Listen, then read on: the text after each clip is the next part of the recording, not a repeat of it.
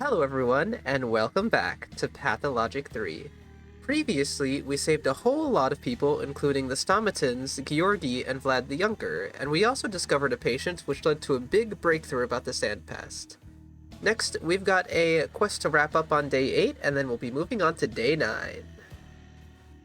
There's something weird going on with the polyhedron. There's noises emitting from it, and Daniel says that it is tilting.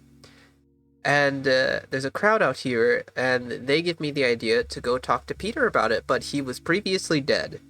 So we're gonna talk to Peter about it. Anyway, let's see Maria first. Let's see what she's doing with Vlad. Now that I've set them up. He's now officially a sign, I guess. There's a lot of signs here. They weren't here last time. Where even is Maria? Congratulations on joining the cult, Vlad. I can't move. I'm bound by family ties. So you're here as well. Today, everyone is hunting for Maria's notice and her company.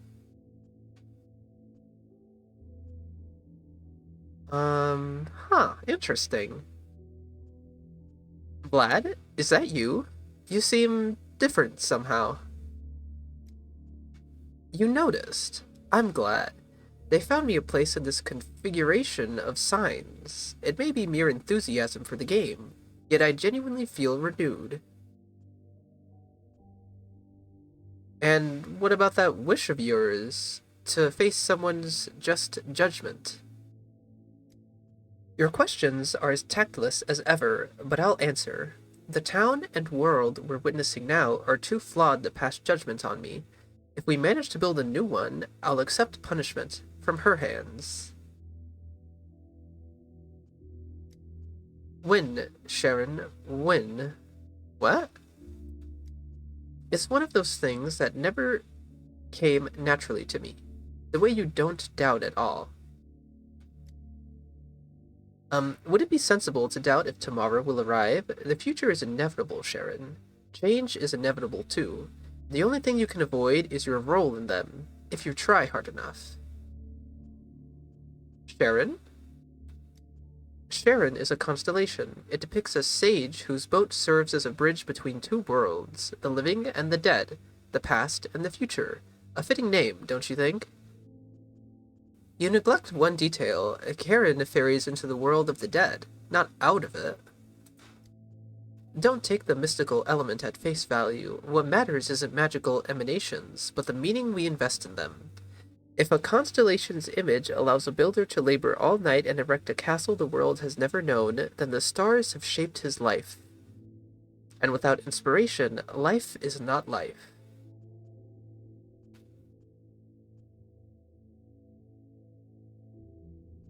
I didn't think you were drawn to such things. It's a strange sight. New role. Was that it then? Vlad the Younger is alive and well, but now he's Maria's faithful servant, one of her many admirers. He's no longer heir to his family name. Wow. Vlad the Younger would have been torn apart by the kin, but never was. I should make sure he's alright with Maria. Could I go talk to Big Vlad about this, or maybe Capella? I'd like to get their opinions. Especially because he's no longer heir to his family? And like, what about Big Vlad now? I mean, Little Vlad offered himself to the kin, but do the kin want Big Vlad as, like, in exchange? Do they want a vengeance? Anyway, I'll need to go to the water tower to see Georgi, because he's not here. Yeah, there's nothing going on here, but you're just here today. And you're also just stuck into the maybe that's why you're here today. You're stuck. You're literally stuck. How could you do this? How did this happen, sir? An umbilical cord connects the earth and the cosmos. It is a ladder, a spring, a bowstring. It is you. With each passing hour, our tragedies are more and more. What are you talking about? Has something else happened? Everything has happened. Everything that could happen, happened, Bachelor, but that's how it must be. This is the right way. Please excuse my doctor's attitude, Georgi, but is everything all right with you? What is the right way exactly? What do you mean by that?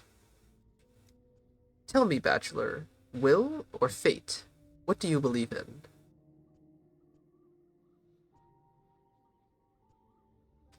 I don't believe in fate. It's our deeds that define us. A pity. Still you do not understand. Simon used to say this town was built at the junction of will and fate, and every miracle in it is a spark created by will colliding with fate.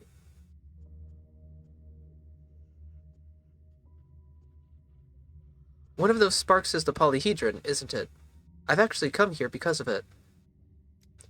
Yes, I've guessed as much, and I'd expected you to come. What did you want to know exactly? The polyhedron is making sounds. People are hearing music and voices. Really? And what do you hear? What kind of sound does it make, in your opinion? Voices, mostly, speaking in different languages, and something like music as well. I'm not sure.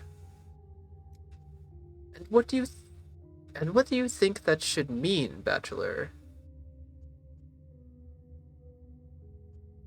I've come to ask you that. The polyhedron is your creation too. What is its purpose? You're disappointing me, Bachelor. The polyhedron is a miracle. Do miracles ever need justification? If you cannot answer the why question, then perhaps Simon was mistaken about you. And besides, there are children in there, and while they are there, the plague won't touch them. You know that yourself. Yes, but if the polyhedron does fall, instant death will touch them. So we're choosing between two kinds of death. If it were up to you, what fate would you grant the polyhedron children? If I knew more about the polyhedron's inner workings, perhaps I could avert its falling. All I can do is wish you the best of luck. I'm afraid you might be mistaking the polyhedron for a windmill. Perhaps, but I'm convinced that it's better to do and regret it than to regret doing nothing. An umbilical cord connects the Earth and the cosmos. It is a ladder, a spring, a bowstring. It is you. Me? Unshakability. After talking with Georgi, I understand less, not more. My concern isn't satisfied. Need to seek other ways. Huh. Okay, this is Daniel's journey to understand something that, has no explanation, I guess. Well, let's go talk to the architects. Where are they at? The bartender, are they not here? That seems to be the case. What are you having? The usual? I've never ordered anything in this drunkard's den. How would you know my usual? Easy, man. Don't bare your fangs at me. I'm just being polite. That's what I say to all our guests, especially the new ones, so they don't feel like outsiders. I'm sorry, I didn't mean to be rude. I'm a bit on edge is all. It's been that sort of day. Then you've come to the right place. We have a vast cabinet of cures for that sort of day, depending on your preferred proof. Can I? A glass of your gut-scorning Twirine, please, and I'll chase it with Andre Stomatin. I need to talk to him. The boss is busy today. I'm working in his place. Won't be in today. Maybe not tomorrow either. Or the day after. Hard to say. What? What is he doing that could take 3 whole days in a plague town? He's seeing to a personal matter. That's as much as I can tell you. Is this personal matter concerning the polyhedron tilting and making odd sounds? He hasn't said anything about the polyhedron. Wait, I know you, don't I? You're that doctor from the capital. The one who set up a hospital for us. We sent a colleague up there a couple days ago. Grouse? That name sounds familiar. Oh, right, she worked here. I remember Grouse. I'm certain Grouse contracted the plague when sorting through a shipment of steppe herbs for you. The hospital should have told you. Be careful with the ingredients you get.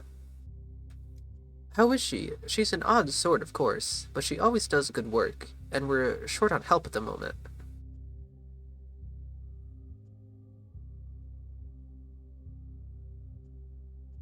It'll be alright. Grouse has been assigned treatment, and she's holding on for now. Hopefully, she'll last until I can find a cure for the sand pest. We feared we'd never see her again, but Andre scolded us for not believing in you. He said the two of you were pals back in the capital. Really? What else did he tell you? He said you took to your studies like an artist with a brush, had certain flights of fancy. He praised your sense of humor, too. I'm not sure about the rest, but he's right about my sense of humor. Do you want to hear a joke? No, thank you. I'd better not. You'll like it, I promise. I'm sure it's good, but please don't. I hate puns. They're the nastiest kind of humor. What you call a belt made of watches? Please stop. A waste of time! What did I ever do to you? Why are you punishing me? Why are you here? I'm gonna piss this guy off. I made friends with a boulder, but it drowned. We died together, actually, since I was so attached to it. My god, what must I do to make you stop? Why shouldn't blind people eat fish? Because it's seafood! You're a horrible person. Oh, I'm just warming up. What happened when the cannibal showed up late for dinner? Andre's gone off to rescue his brother.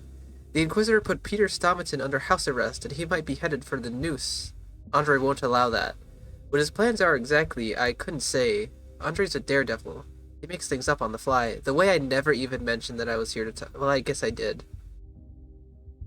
But I never pushed him again towards that. Andre's coming to Peter's rescue. I should have guessed. So what? I'm just gonna go to his apartment? Brotherly heart. Andre isn't in place. He's gathering a gang to free Peter. Wait, I have no time to wait. I'll try to visit Peter earlier. I'm confused. The Inquisitor advised Peter not to leave his dwelling, but are visits allowed? How do I get over there? This way. And then this way. And hello. Can I enter? Stop right there. Excuse me, I need to see Peter Stomaton urgently. Is he here?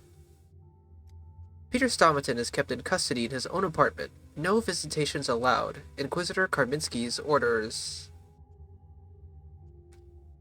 On what grounds is he being kept under house arrest? On what grounds are you demanding a report? Go on, be on your way. Do you know who I am? We do, and we have a special order about that. Daniil Denkovsky must not be allowed to visit Peter Stomaton. This just gets better and better. Guilty of the impossible. Well, I mean, there must be a way to get into the attic. Or I could go to Karminski and ask. What about this door? I mean, can I not just... Looks like you didn't get it, pal. You keep poking around here. I'll shoot you where you stand, and I'll get away with it all right.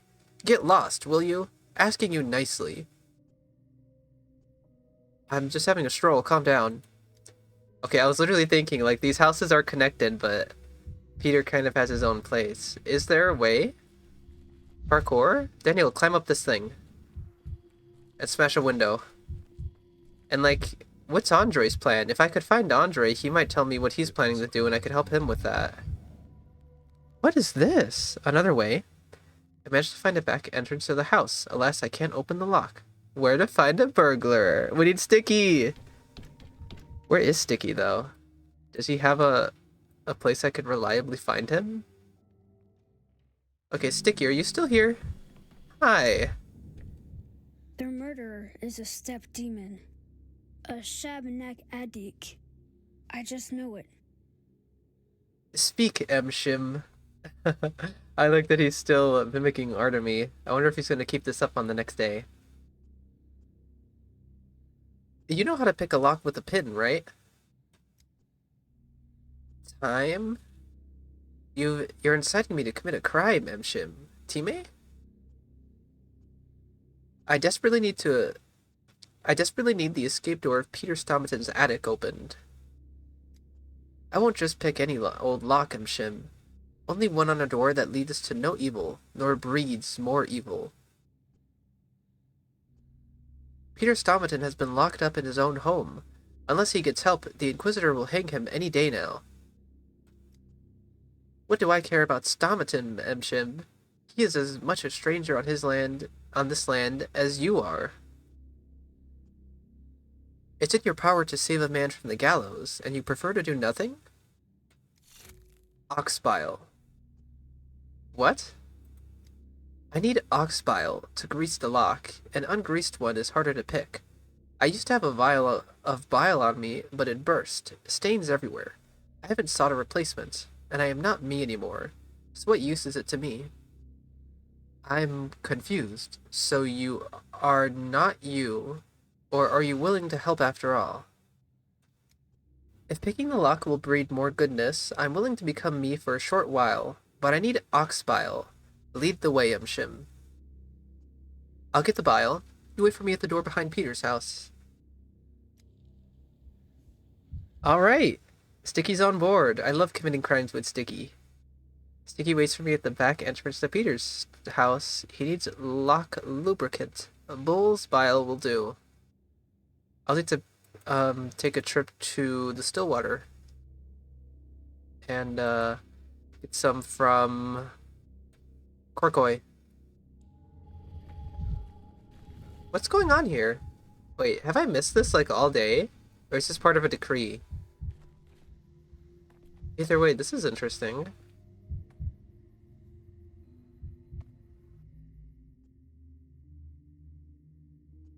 What's going on here? When great misfortune comes, don't people help one another? A child learns to help. I am teaching her. You're in the way. Go hard. Very well. Okay, she's teaching a child how to dance for the herbs to help, maybe? Either way, this is a cool scene. I'm also perishing in the area in front of everybody right here, right now. Not anymore, I'm okay. Let's run around. Let's run around some more. We got things to do. Alright, Sticky, are you here? Yeah! Well knows the kitten whose meat it has eaten. Did you fetch the oxbile, Shim? I did. Here you go. Give me a minute. I need to get the right rhythm. 1, 2, 3. No. 1, 2, 3, and 1, 2, 3. Waltzing, are you? And 1. And 1. Thank you, Sticky. What would I do without you?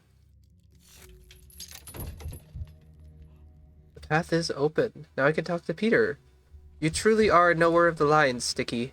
Thank you. Okay. Straight into his apartment, somehow. How's house arrest, Peter? Stupid. Stupid. Oh, what an idiot I was. Now here's someone I really wasn't expecting. What? You come empty-handed? Come on, Denkovsky. What kind of a guest shows up without a gift? You could have brought a bottle of something strong, grease for a creaky conscience. They're keeping me here like a dog on a chain in here. Just water and meat stock. You're holding up pretty well, Peter. Most people are hit really hard by the prospect of being interrogated by an Inquisitor. You sound as if you have a lot of experience there, so I take it you work for the Inquisitor now? You danced to his tune yesterday, and you showed up today. They don't let anybody in without the Inquisitor's permission. I don't dance to anybody's tune. I had to deceive Karminski to... Well, I didn't do that. I'm gonna say it anyway. I don't dance to anybody's tune. I had to deceive Karminski to get to you. Have you come to kill me? Finally. Why would I kill you? Because you can. You're a grown man, Denkovsky. Don't tell me you don't know why people kill. Because they can. You sound just like your brother. How typical of you. Always stopping just short of the right answer. Look, I haven't got time for philosophical musings right now, and this morning...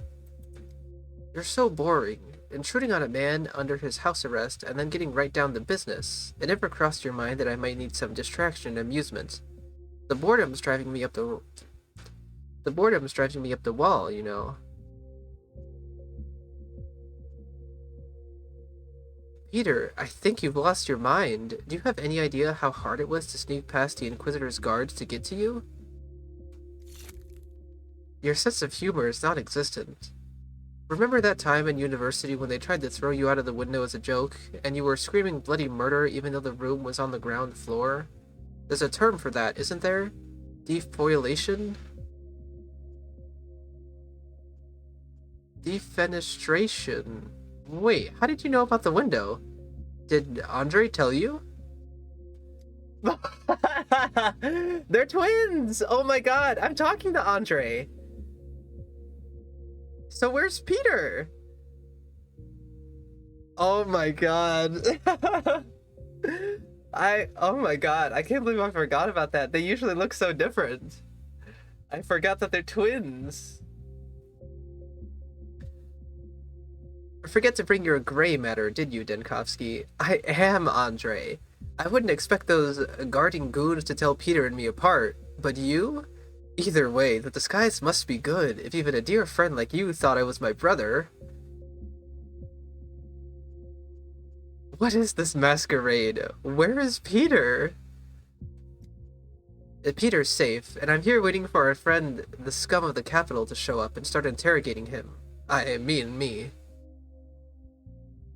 Why have you traded places with Peter? What's the point? I love Peter, but he's weak. We both know he'd crack under interrogation. It's why the Inquisitor chose him to begin with. I can't let anyone invade my brother's brain. So what are you going to do if Karminski realizes it's not Peter he's interrogating? What do you mean, if? You wound me right in the heart, Denkovsky. Not if, when. I'll do everything to make him realize who he is interrogating. I want to see his face, because by the time he does realize, his body will be featuring a couple extra... oh my god. Sorry. Because by the time he does realize, his body will be featuring a couple of extra holes, and the floor will have to be wiped with salamoniac afterwards. Are you out of your mind? How did you even get an idea like that? To murder an Inquisitor? Don't you know who he is? Don't you know why he's put Peter on a chain? Why, Denkovsky, he's a collector. The vilest kind of human being. Worse than a thief. A woodlouse wearing a human's face. I don't understand. What is he a collector of? Defendants? He's the greatest enemy of every auteur, of anyone who creates something new and impossible. I know the type. He collects impossible objects, appropriates them, and the only reason he's here is that he wants to appropriate the polyhedron. Appropriate an impossible object? How is that possible? Ask the woodlouse. Do ask him. Anything can be appropriated, including an impossible object. Inquisitors have their ways, and I know a way to stop them. Stop him. A shiv slash across the throat. And so much for inquisiting. Murdering an inquisitor is a serious offense. Do you intend to go into hiding for the rest of your life, or what? How dare you, Denkovsky? I'd never hide. I do put on disguises, yes, but I'm not a hider. I'll find things to do. Enough empty talk. The polyhedron is what brings me here. It's been sinking in, leaning, and making strange sounds. Imagine that. Never have I thought I'd see an Andrei Stomatin who's lost for words. I'm never lost for words, but unlike you, Denkovsky, I think before I speak. So what do you think? Does the polyhedron's design contain the possibility that it comes crashing down on the town one day? No, this is for Peter to tell. He made the blueprints. He'll know the exact values at which the tower becomes unstable. All I can do is guess, or else use my hands to get a feel for it, but not before I walk out of here.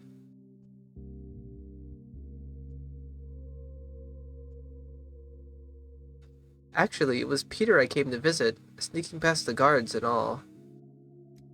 I told him to lie low, hole up somewhere far from prying eyes, a place people don't frequent. You mean the cemetery?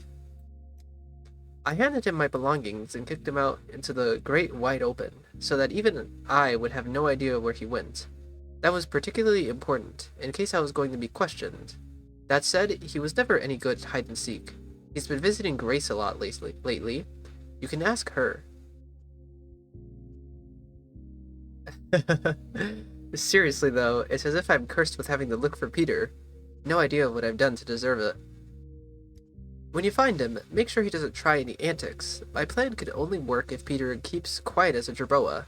And I know what he's like. Wouldn't want him showing up at the cathedral because he got it in his head that he must help me. Make sure that doesn't happen, okay?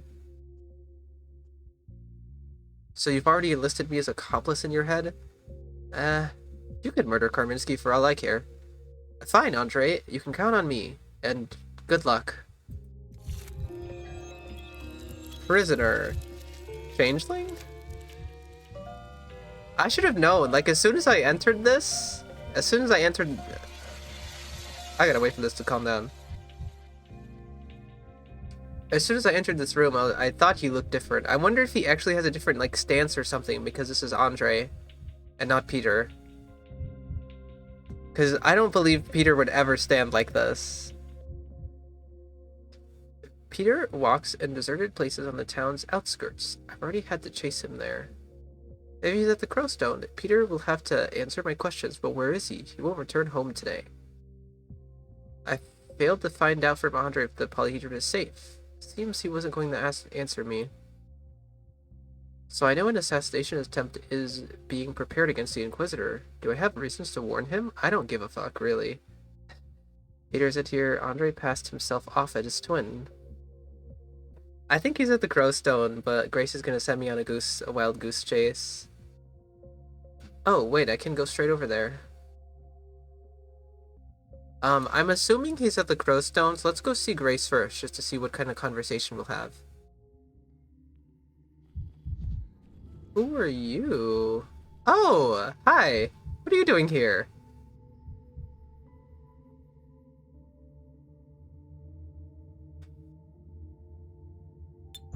One more step and I'll understand the fools.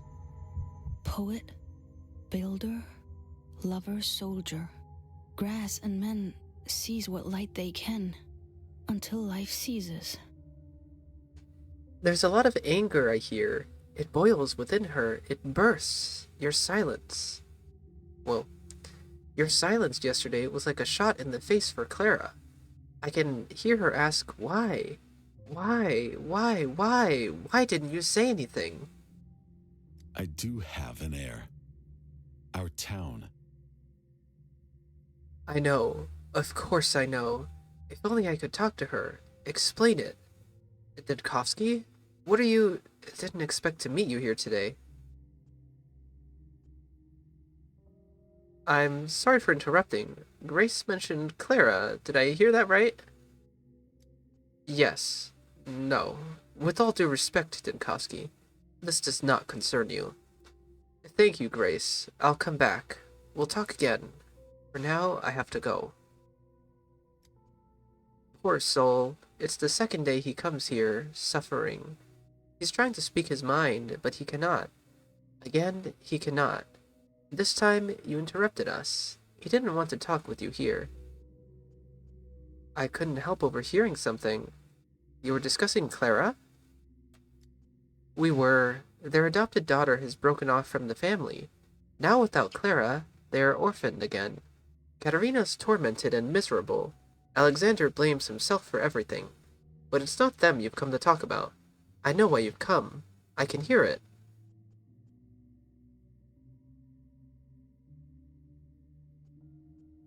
For the first time in my life, I can understand Clara's feelings.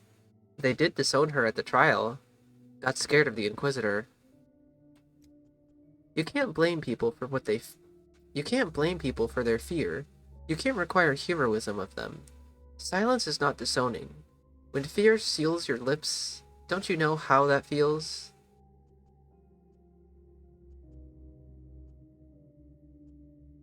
I do. If you do, then judge not. Why are you so harsh on people's weakness? Is it so you don't have to think of your own? Your approach is justified, though I don't really have time to think of my weakness right now, to be honest. I'm thinking of where I can find Stomaton. I believe he's often found here. Have you seen him? He came here not long ago, the brother playing the brother. A poor anguished soul, it's so dark inside him, a ravine full of doubt. He's gone to the steppe, to his stone.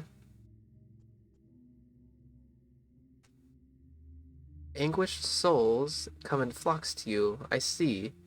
Thank you, Grace. Oh my god. Wanderer. Peter isn't among the graves then. Only one place left to check before he wanders off into the unknown. It's like people know. I don't want to spoil it, but it's like people know. Like, they don't know, but people just must know about Grace and her true meaning.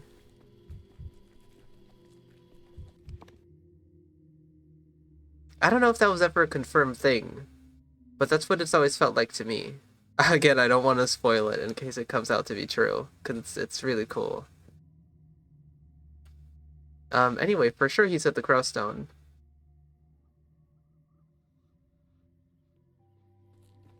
Right? Is this fire always on? Oh. Is that? Of course he's not here. Young herdsman. Huh. I remember an adult herdsman being here before. Are you his son? I'm his Koryidorki Kuban.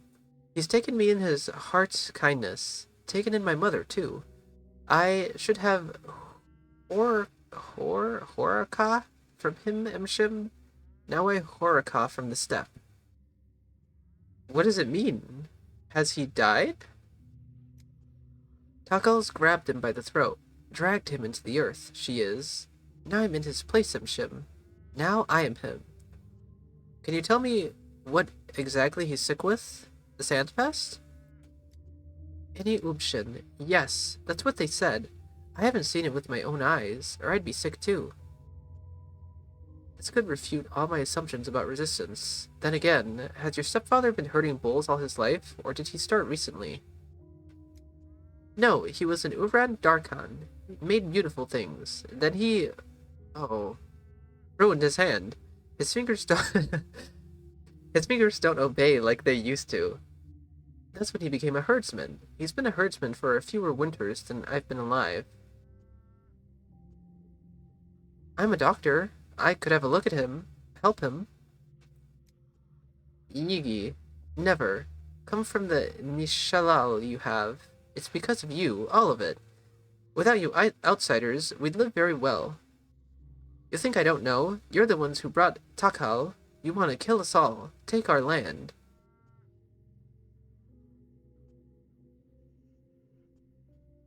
Do you really believe that? Ah, and a good day to you too. Wait, where is Peter here? Oh. Really good hiding spot, I suppose. Did not see him at all. The twin swap. The twin swap is so funny. What are you worried about? That they'll chide you? Yes, Andre Stomaton. I should have left this sinkhole when I still had the chance. I could still do it. Leave everything behind and make a run for it. Start anew from scratch. I'm such a pushover, a coward, a worm. Yeah, come join me on my escape, Andre, Peter. Both of you could come. I'm planning an escape. You can join us. Where would you go? Anywhere. To the end of the world. To the back of beyond. Can I go with you? Ever since I stepped off the train, I've had the feeling that this has all been a mistake. My visit to the town, my attempts to take action, all of it. There's no running from yourself, Denkovsky. Trust me, I've tried. The shadow of that accursed tower will hang over me forever. Serves me right. Actually, that accursed tower is why I'm here. I need your expertise. Every act of creation comes with a catch, Denkovsky. Every masterpiece has a flaw. Unavoidable. Nothing perfect will ever be great. This is the most important thing I learned while I watched the tower's construction.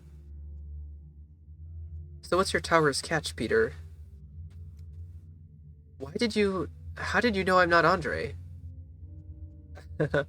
I've been to your loft and talked to Andre.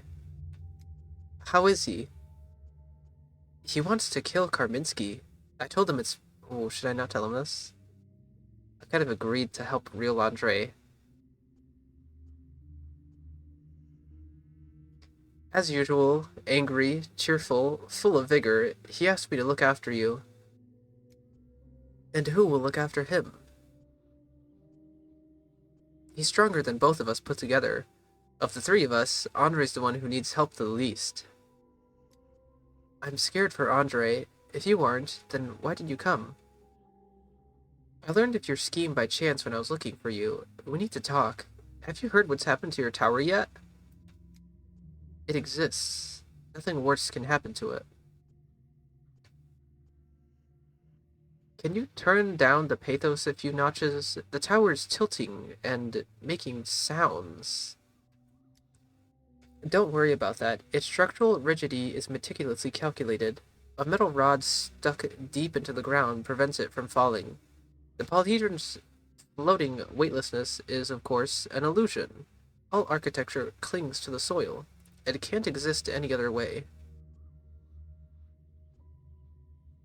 If the polyhedron structure is so stable, why did you try to burn the blueprints?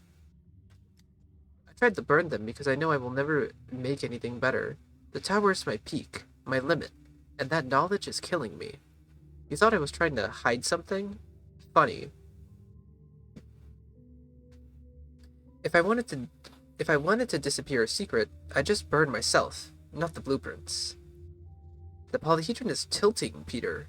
I'm not the only one who can see it. Denkovsky, even I know a patient sometimes initially gets worse after taking medicine, even if that medicine was correctly prescribed. This is the same. All buildings settle. The materials are deformed by the environment. It looks alarming, perhaps, but it's normal. Still, there's something strange happening. It's like the polyhedron is singing, whispering in different voices. Singing. Perhaps they are songs from other worlds. Though, if you want a rational explanation, the tower is huge, and elements of its structure might, in theory, pick up radio waves. What? Does it frighten you? I think it's beautiful. What?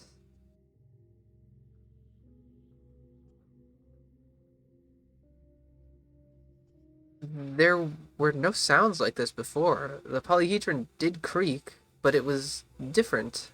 Something changed. The wind changed, the time changed, we changed. The tower is a fine and delicate construction, and it reacts to those differences. It symbolizes change and the fear of it.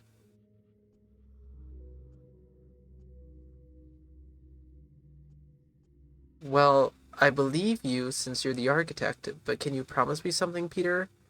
Promise me the tower won't come crashing down, that the rot in the ground will hold? I can't guarantee anything, Denkovsky. I can only answer your questions. You know, I'd be glad if it fell. A glorious finale to my creative path. But, alas, I doubt my wish will come true. The tower is sturdy. Alright. You think I shouldn't worry about the tower's safety? What about your safety? Andre's taking care of me. You know that.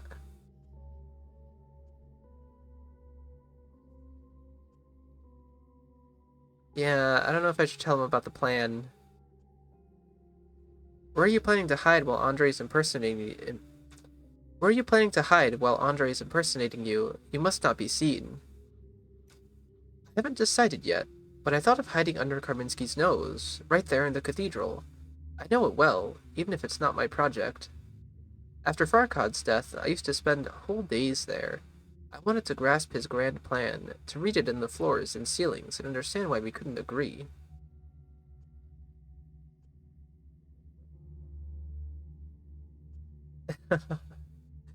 And when they bring Andre in for interrogation under your name, you can slip and fall from the balcony right on top of them.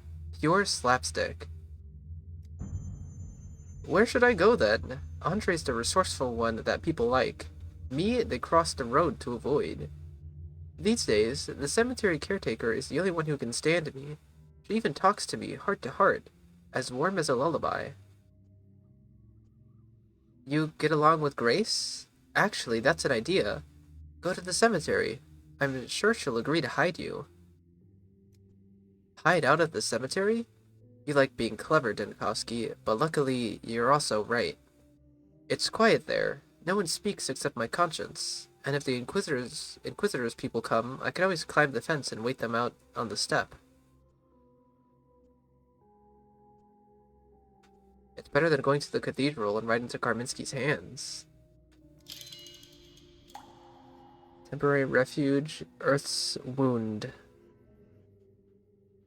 The polyhedron is incredibly stable due to a metal rod piercing the Earth for hundreds of meters. Let Peter take refuge at the cemetery. In 3 days, I expect to find him exactly there. I feel like they didn't really answer my question. Why the polyhedron is doing that. He said it's messages from other worlds, and that it's possibly picking up radio waves. The thing is that Daniil is searching for a reasonable explanation, and there isn't one. I don't think there is one. So trying to make sense of it just doesn't work so much. But I guess the reasoning is that it is just radio waves from other worlds. Okay, let's move on to the next day. Should I trade? Oh, wait, hold on. This is something we didn't do today.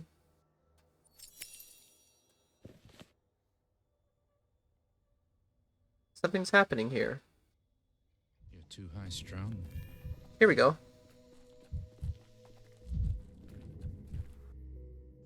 They've really said it. He won't live past sundown. I'm not making this up. I did hear it myself. Today they'll... Oh! Hey, look! The feathered Ziggle wandered off his roost. Hey, hush! What are you doing here, Ziggle? Poking your ears into the feed tray? What does poking my ears into a feed tray even mean? Eavesdropping on us, are you? Don't eavesdrop. If you eavesdrop, the surprise won't work. Quiet, shush. Don't tell him. We won't. It'll be a surprise. You like surprises, Ziggle? Love them. You'll like this one. You'll remember it your whole life. But that's boring. If you only got a minute to live after the surprise, what's there to remember? I know what they're talking about. Quiet, you fool. Told you, he mustn't know. You children are plotting something, and I don't like it. So you guys were behind me getting trapped in that house, huh? So Anna Angel was telling the truth. It was the kids who were just plotting to kill me for some reason. What fun. Every creak, like a gunshot. Alright, it's time to finally move on to day 9, in which the Bachelor performs his occupational duties. I'm so excited.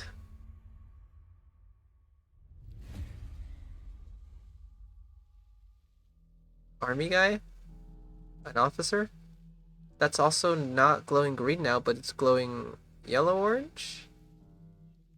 Those who reported you wished you well. Day 9. The army is deployed in town. Were you scared? Since armies are the last resort when the delicate methods of crisis management have already been discarded. Oh my god, I forgot! Holy shit! Day 9! I completely forgot. Day 9 is when the army comes! Oh my god, it's about to get good. It's about to get good.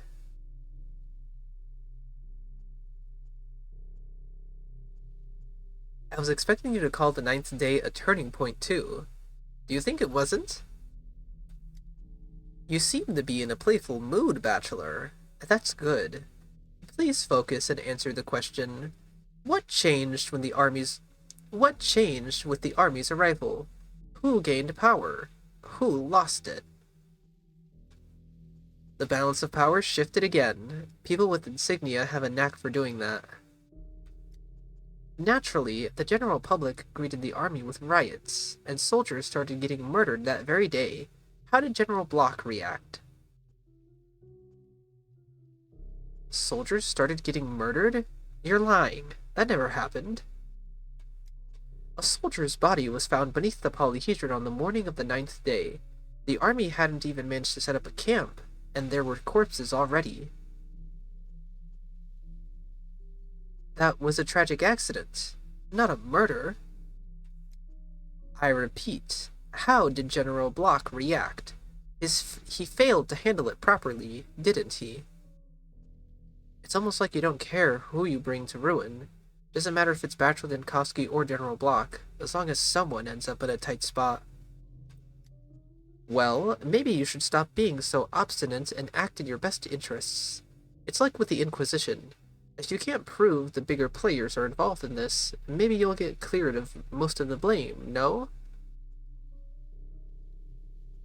I'm going to tell you the truth. The rest is up to you.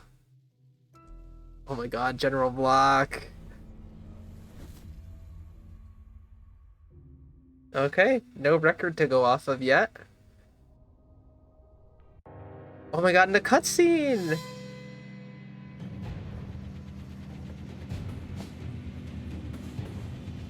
Yeah, the cannon.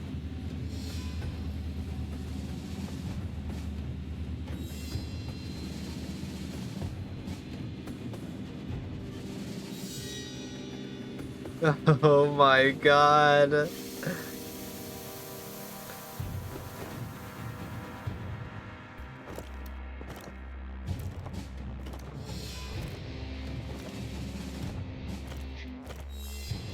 Whoa, oh my god.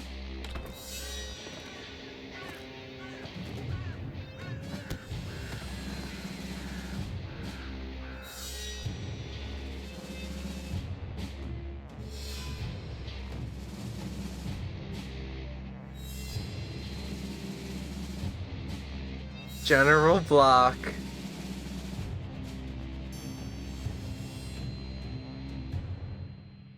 Holy shit, they seem intimidating.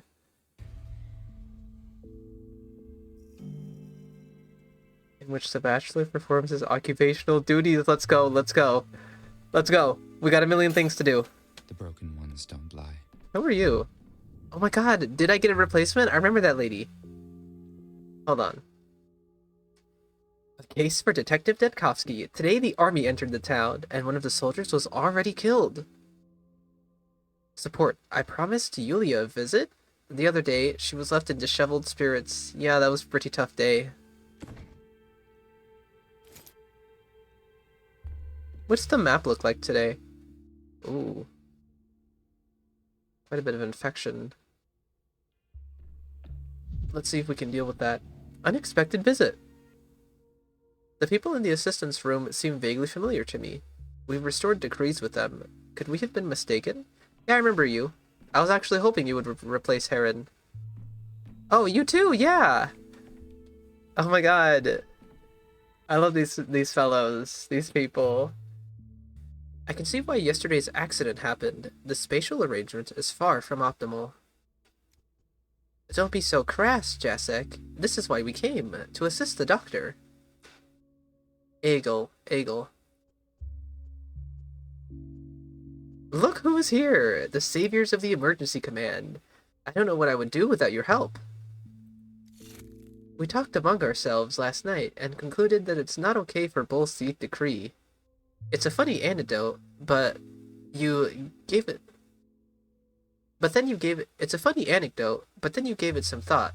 Without the emergency command, the town would be doomed. To make matters worse, you've lost your secretary. This is where we come in. I'll warn you that we're not exactly secretary material like Heron, and we cannot make coffee for you. You think Heron made coffee? A fat chance. Don't worry. Nothing will change for me in this regard. Thank goodness. My enthusiasm doesn't go that far. We want to help. Yesterday we saw how harassed you were. Today we came to restore order. And to speed up your process while we're at it. With all due respect, Doctor, your cogs are churning slowly. 3 decrees a day are really not enough. What kind of help are you offering the emergency command? We can and should speed up the printing and delivery of documents. Jansek can take care of your income and outgo. He's so savvy with numbers that you'll be able to issue not 3, but 4 decrees a day. I will put this into writing in the most comprehensive manner. All you will need to do is check it and make a decision. Walking to the command every time you need to sign a decree is such a waste of time. You have a oh my god. You have a water carrier in your service. He can transport more than your samples. The decree board will fit into his cart nicely. It will speed things up. The errand boy is already making arrangements on your behalf. I agree. This will make things easier. Thank you. You approve of our idea? Can we start now? Yes. Could you be so kind and count the assets for these past days? I'd like to know if I could have issued 4 decrees a day at that time. Counting the assets is a no-brainer, but is this information really useful when the town needs saving today, not yesterday? I guess he needs to double-check the previous calculations, the ones that got eaten by the bull. What if an auditor requests paperwork for those past days to check whether the emergency command was operating at full capacity? Yes, exactly. If we manage to save the town, there'll be plenty of audits in the future. As you wish, Doctor. You are helping the town, and we're trying to make this help more efficient. If you want to dig into the past, I'll do the calculations for you. And I'll write them down and pin onto the board for us to see. I won't let the bull near it. Where is it, by the way? The bull? He was here a moment ago. You've got to watch that one. They're 10 times more useful than Herod ever was. Young helpers. The town hall couriers also decided to help from today and not earlier. They're ready to carry decrees even from the mobile laboratory. Nice. Rationalization. Now that the order reigns in command affairs, I can accept as many as 4 decrees per day. Outraged by the command's disorder, town hall workers took matters into their own hands. They'll help me with decrees instead of the secretary. We don't need Heron. We can do 4 decrees now. Isn't that crazy? Look at how well I did before, though. Like, I could have managed with 3 decrees. But anyway, what's the problem today? We will need our vaccine, but it looks like the infection's kind of high. Maybe we can do something to get rid of some infection. Unrest, contagion 35, minus 90 contagion. We could do that one. Not pest control. 80 contagion, 70 contagion, 70 contagion, 30 contagion. 100 contagion. Appeasing the kin. That's what I did last time.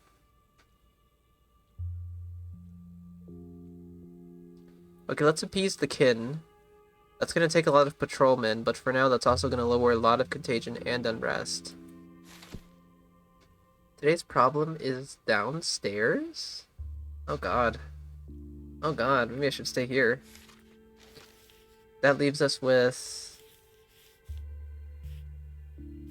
Yeah, let's just do encouragement. Actually, let's stop time again, because I only have 5 patrolmen left. And... this minuses contagion and unrest. And last, I could do a medical inspection. And that'll take our orderlies, some resources, and minus 90 contagion. Yeah. Okay, I've done nothing to increase unrest or contagion, so let's see how the town looks now. Wait, I could do a 4th one, actually. Training orderlies. Nah, we're good.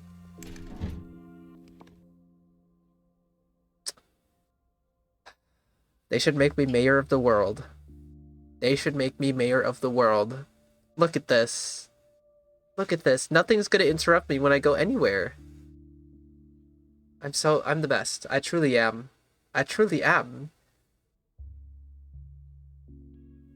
Let's grab my things. Oh wait, there's nothing in there actually.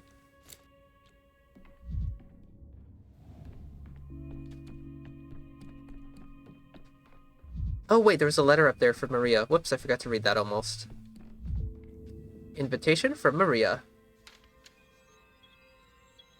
And Daniel, I ask you, I beg you to come to me without delay.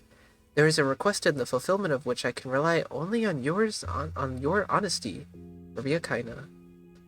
I wonder if that has anything to do with Vlad. Request or order. Maria Kaina begs me to visit her at the Crucible, or it could be about her father. How... do I need to charge my thing? No.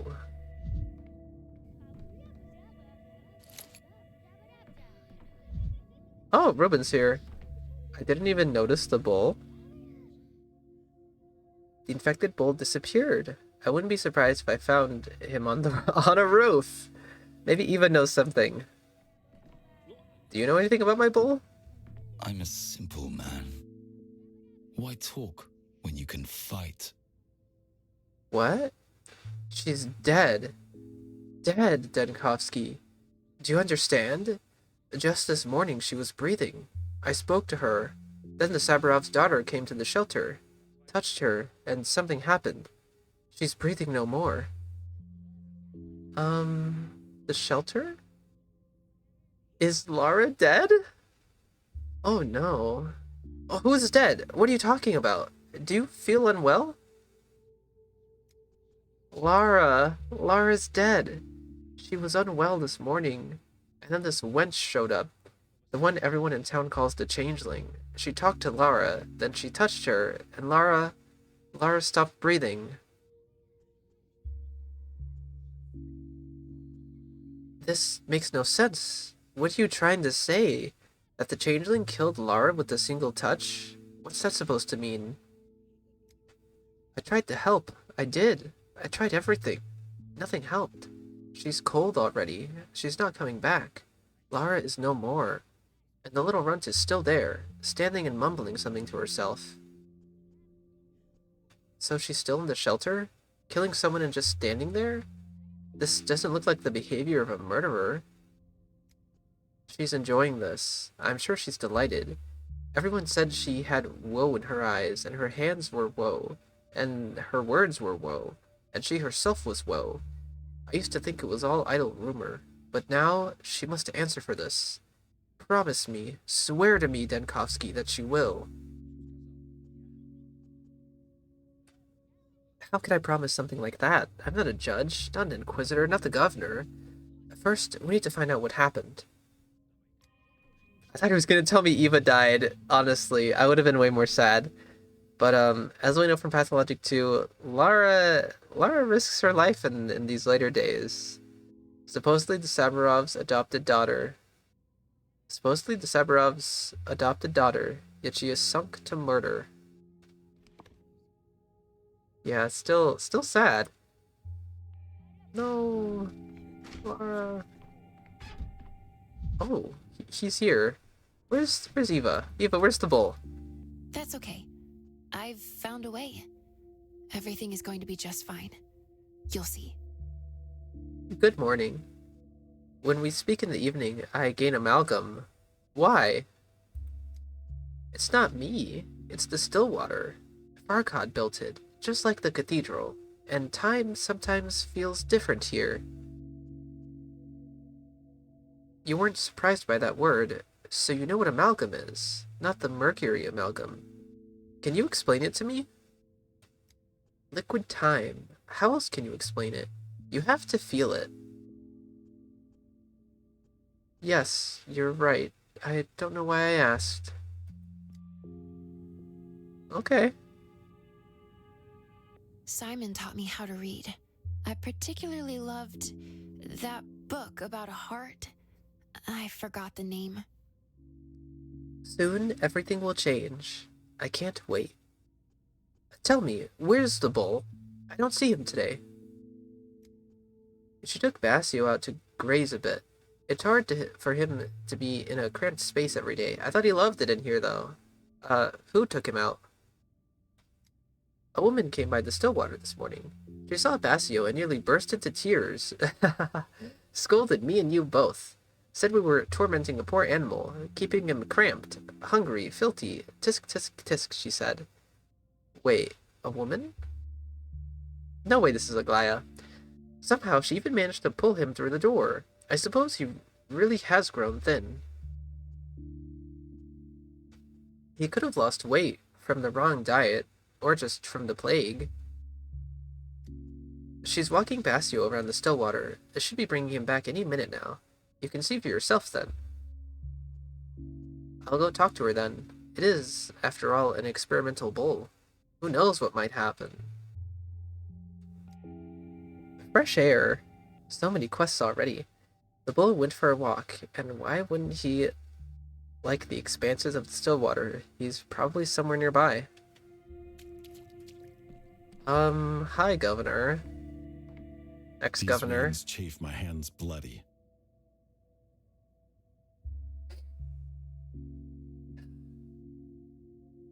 Denkovsky, I was afraid I'd miss you. Speak softly. I don't want anyone overhearing us. Your voice is shaking. What happened? This matter is delicate. It concerns my family. Katerina, I believe she needs help. Oh, please let me see the Rat Prophet. Let me see the Rat Prophet. Let me see my boy. You believe? So you're not certain? Please, Denkovsky, she's in terrible pain. I've never seen her like this. Never heard her cry out that way. I think we have very little time.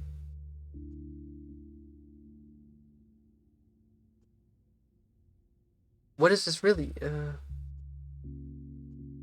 Then she needs to be taken to the hospital at once. You could have summoned orderlies yourself and saved time. Why come to me? No, no hospital. Too many eyes and ears there. She would not like that. I want you to examine Katerina at the rod. Are there even proper conditions at the rod? Instruments, a microscope, and analyzer? If I must, I'll create the conditions. If I must, I'll equip another hospital at the rod. For now, I only ask that you come. I have never seen you like this. It does seem serious. Very well, let's go. Intrusive thoughts. I know there's a million other things going on, and honestly, I just love the Saburov so much. I've said it before and I'll say it again. I can't pass up an opportunity to do something with the Saburovs. How terrible is the idea of saving Katerina and in return asking her husband to let me out of the town? Oh, I have an angle then. But there won't be another chance. Alexander Saburov begs me to save his wife. He'll tell me more at his mansion, the Rod. Time is short. Oh, he asked Artemy to come too? And Ruben? Oh, wow, this must be serious. You're just grabbing any doctor you can, huh? These reins chafe my hands bloody. She can barely speak. She's in such a state. She was always fragile, delicate. But now it's as if something inside her has snapped. When did this begin? I don't know. Yesterday or earlier. At any rate, yesterday she became so unwell that she could no longer hide it. I must explain something to you. Until recently, Clara was helping her, taking her pain away. Without Clara, Katerina grew worse. How exactly did Clara take the pain away? By laying on hands? Yes, but the moment she left, everything... There is no other word for it. Collapsed. Though through my own fault, I betrayed her. I renounced her, and retribution fell upon our house. Then why did you call for me and not for Clara? Enough, Denkovsky. You were at the trial. You know the details. I do not believe I have the right to ask anything of her now. My wife is dying. My wife is dying. Let us set all other questions aside. I cannot bear to watch her suffer, clawing at her stomach with a convulsed hand. Clara has... Huh? No. Clutching her stomach? That could be gastric. What has she been eating? That is the trouble. Because of the pain, she hasn't eaten for 2 days now. I can barely persuade her to drink water. And only today did you decide to seek help? I wanted to send for you yesterday, but she forbade it. She did not want strangers to see her so broken. By coming to you, Denkovsky, I have broken a promise I made to her. Perhaps by breaking that promise, you saved her life. A nemesis? A namnesis? False prophet. I opened the wrong thing. Where's my thoughts? What's his thoughts? This one. Today is somehow very important for today's mistress, for the town's mistress. Katerina, mistress of Earth, faced death. Oh, Maria kinda begs me to visit her at the Crucible. Is this tied together? They are the ones who must bow to me. Whoa, she really does look... Does she actually look worse? In her character model? She looks different. You? Go away. I don't want to see anyone. I don't want anyone to see me like this. Let me just... Can you describe the pain? Let me die. I want it to stop. I take it morphine no longer helps? Alexander, why did you bring him here? Go away. I will, but first I must examine you. Okay, Katerina Saburova. Heart rate seems fine. Extremely haggard appearance. Cellular pallor of skin, like a silent film actress. Painful reaction to palpitation? Looks like inflammation. High probability of a cyst. Surgery needed then. Must rule out pregnancy. Pallor and inflammation? Am I actually gonna diagnose her? Like a regular patient? Is she in my casebook? Since what age has she been using? Since the weight of power fell upon her. More important now, when will she stop? Bad veins. May need to draw blood. and find a spot for the painkiller injection.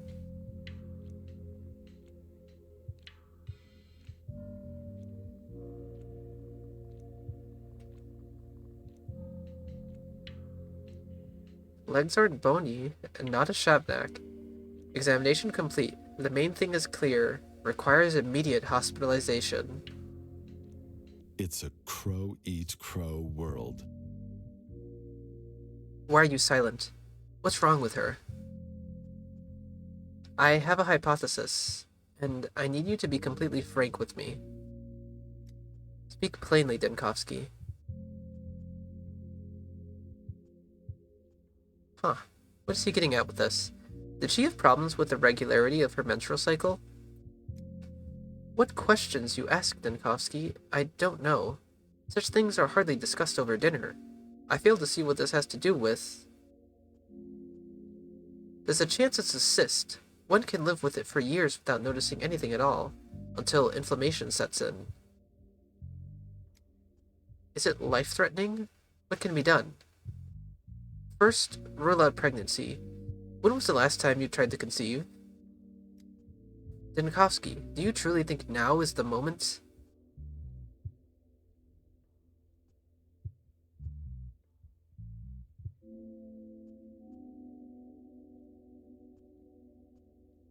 I'm taking her history. Stop blushing like a girl at her first ball. We tried for many years, dreamed of an heir, but she cannot. Do you understand? All was in vain. For Katerina, her barrenness was a blow, hence the cursed morphine. Infertility, then it all fits. A growth on the ovary. This is why you weren't able to conceive. Everything we are seeing now points to a cyst on the brink of rupture.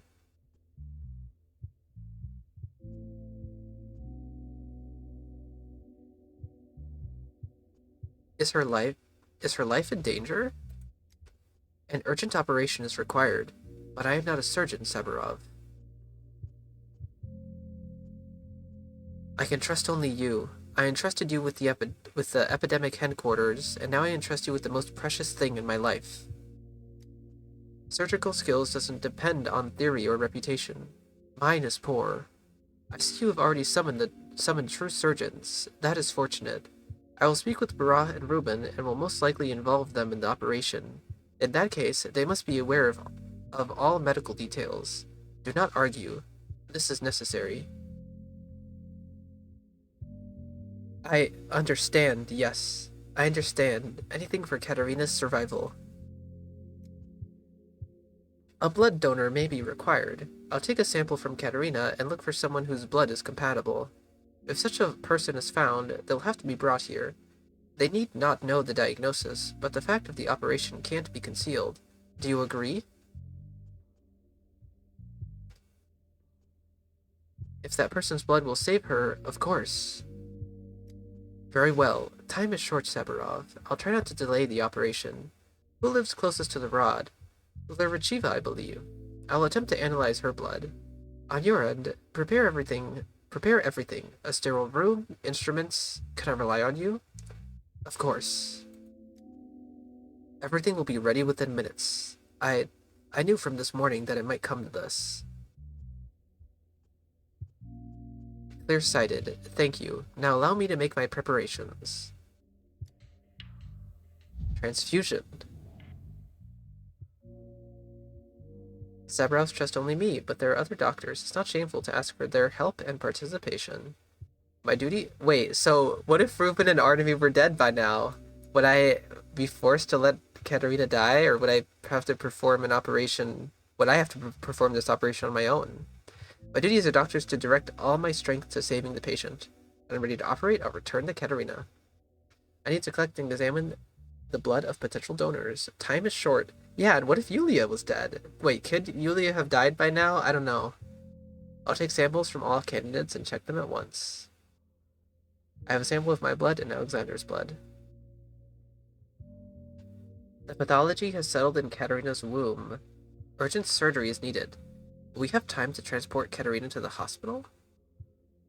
The operation may be accompanied by heavy blood loss. I took a sample of Katerina's blood. Will I have time to find a suitable donor? worst of all, a coward. Always been a coward. I hate it. Have you already decided what you're going to say in your defense? Why does every conversation with you always sound like lamentation or complaining? These people summoned me, yet won't let me see the patient. Remarkable tactlessness. Saburov is desperate. Don't hold a grudge against him. Saburov summoned me to stand aside and watch you work. That's not the case. Katerina needs surgery, and I genuinely need your help. You want me to assist? Yes. Very well, but I'm not helping you, and not even Katerina. I'm fulfilling a physician's oath. As you wish. Vials of blood, artifact acquired. There are more potential donors, the higher the chance of finding a compatible one. Several vials of blood, all potential donors, and only one recipient, Katerina Saburova. Wait, he already collected some blood from a bunch of women? Why do you have this on you, Ruben? You have some explaining to do. Ruben's help? Stop, Ruben hasn't forgotten the physician's oath. Mesoslimic. The plague is choking the town. Hundreds are writhing in pain right now, and the best doctors in town are standing here, waiting to be let in to see one wealthy lady. Is that right, Oinon? So what are you suggesting? Let her die? You see me standing here. I just want to hear what you think. It doesn't matter to me whether she's a wealthy lady or a beggar. Katerina's case is clearly serious. It requires immediate intervention. All right, I hear you, Oinon. Did you examine Katerina? Tell me. I think it's a cyst. Surgery is needed. Ever cut one out? Mash ayultai. A lot of blood. And Katerina is weak. She might not endure it. That's why I'm asking for your help. This requires a surgeon's steady hands. Hands won't be enough, Oinon. Someone has to give her part of their voice, their blood, and it has to be the right blood. I'll find a donor. Let me check if you're a match. That alone tells me you're an outsider, Oinon. To you, blood is just a liquid. You can give it, spill it, ask for it. For us, blood is different. Blood is a path, a voice. It has to be respected. You're not willing to give blood to someone who's dying? And you call yourself a doctor? I am willing, but I want you to understand the real weight of things, Oinon. The weight of blood, and not speak of it as if you were asking for a glass of water. I didn't mean to offend you. I'm sorry, Burra.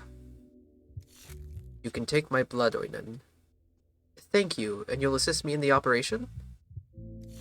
I'll help. I'll guide your hand if it slips off the line.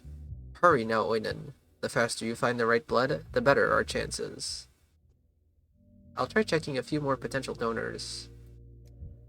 Okay, I think Ruben gave me a sample of his blood, and then I got a vial of Artemis' blood. I have a sample of Barah's blood. Artemis Barah is ready to help me with advice and action. Okay, let's be quick about this. I worry for Katerina.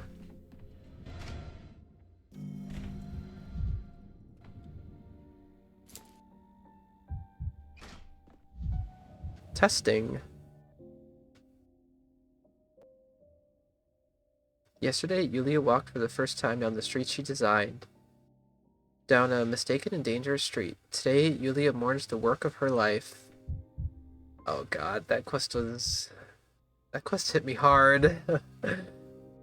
Converging sequences, no? This is wrong.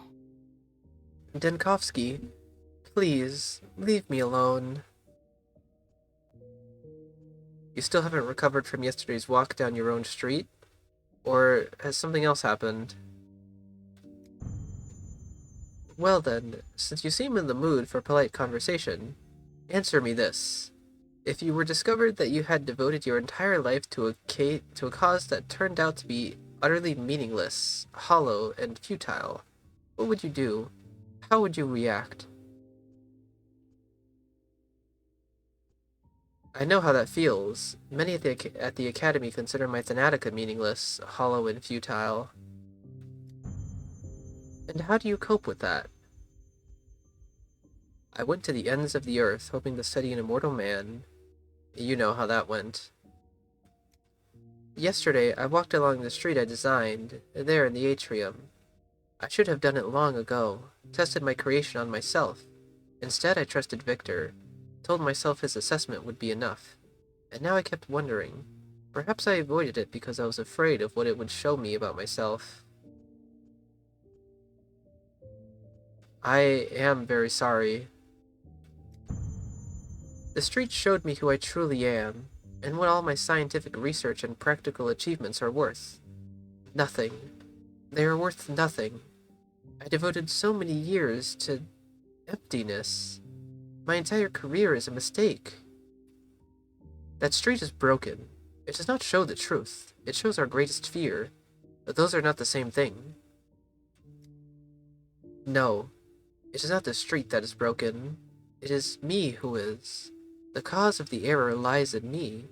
An author always leaves too much of themselves in their work, their delusions, their irreparable flaws. How am I to continue my work, knowing that I am capable of accidentally creating an abomination, a catastrophe, that such things can be born of me in spite of all my intentions? I understand you perfectly. Lately, I find myself more and more often thinking that my own research is also a mistake, that I am wasting my time. And where do you find the strength to go on? I want to give up too, Yulia. More than you know.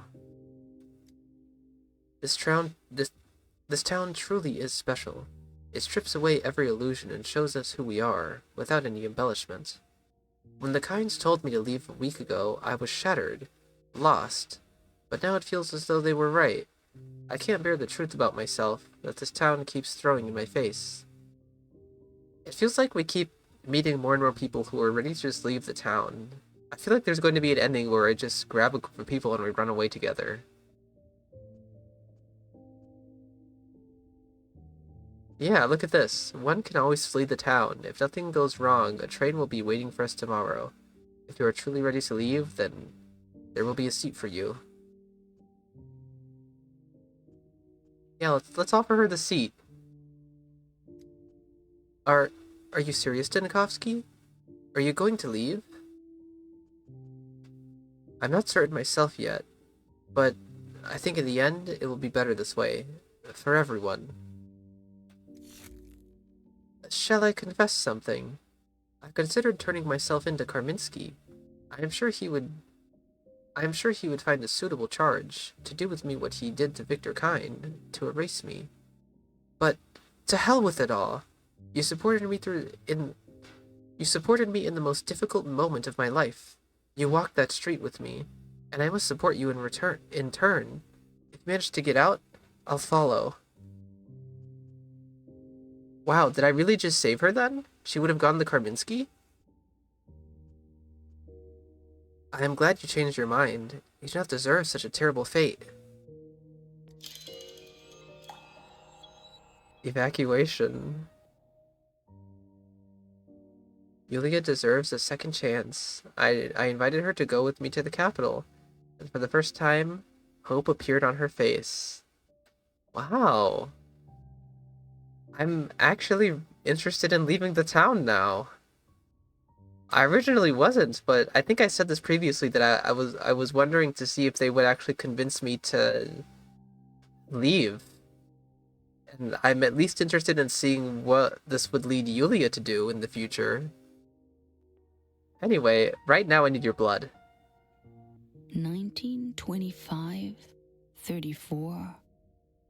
Enough. You look as if you want to ask something, but don't know where to begin. What is it? Tell me, are you well acquainted with the Saburovs?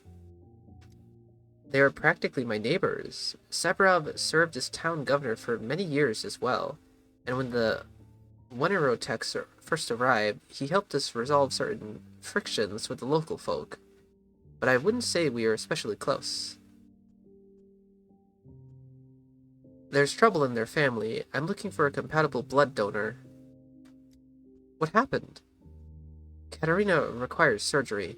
I anticipate a risk of fatal blood loss.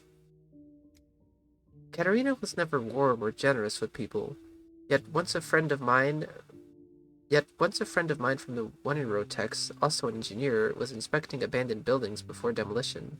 She was surrounded by swarms of rats. Katerina somehow learned of it and drove them off. By that same mistress's power, I suppose. You say she needs donor blood? I agree. For now, I only need a sample. If it proves compatible, I will send an orderly, or invite you to the rod. Another vial. I have a sample of Yulia Lurichiva's blood. Of Mayan Alexander's blood. Of Barak's blood. Okay, so Ruben just gave me the vials, and we have a bunch of samples. I guess we have to analyze them now. Is there anybody else whose blood I can get? What about Eva? Oh yeah, I can take Eva's blood. Is it gonna be Eva? Should I test now? I mean, let's go talk to Eva about it first, and then I'll test. Because I want to see what Eva will say. Move!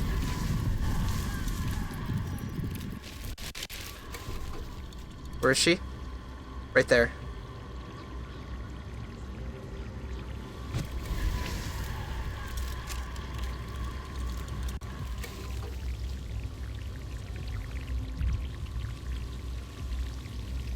There she is.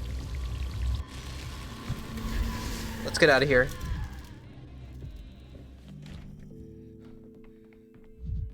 Eva, I require a sample. My chest aches. How is Katerina? I heard your conversation with Saburov, you know. Drafts played tricks on the Stillwater, carrying voices from one room to another, even between floors. Or perhaps it isn't drafts at all. Since you mentioned Katerina yourself, I'll ask her directly. Would you agree to be her blood donor? Am I even a match? Somehow it feels like mixing champagne with cognac. Let's test your metaphor in the analyzer then, if you'll allow it. Of course, but what if we don't match at all?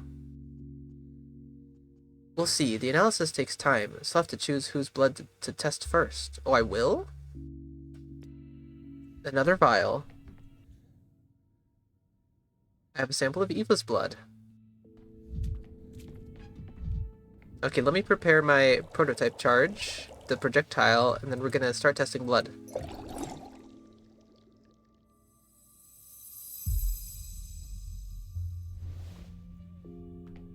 And, should I look at my crafting recipes?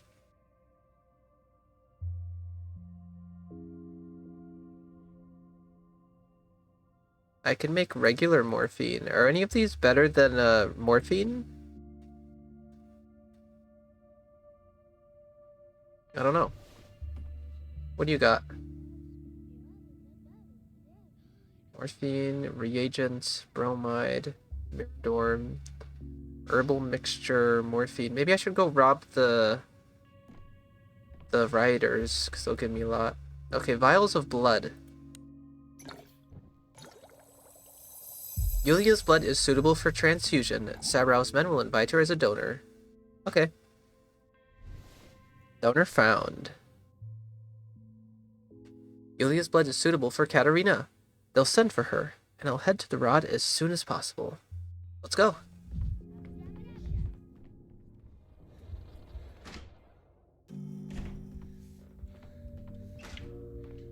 They're not here. Are they in Katerina's room then?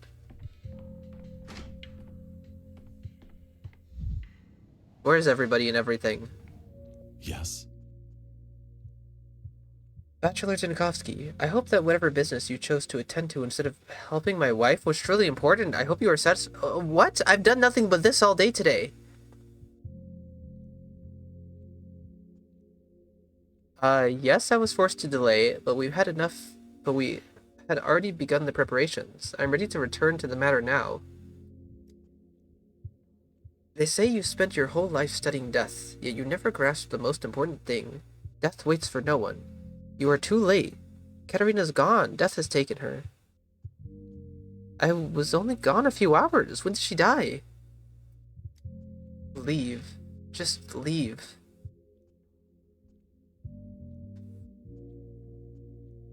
I'm leaving.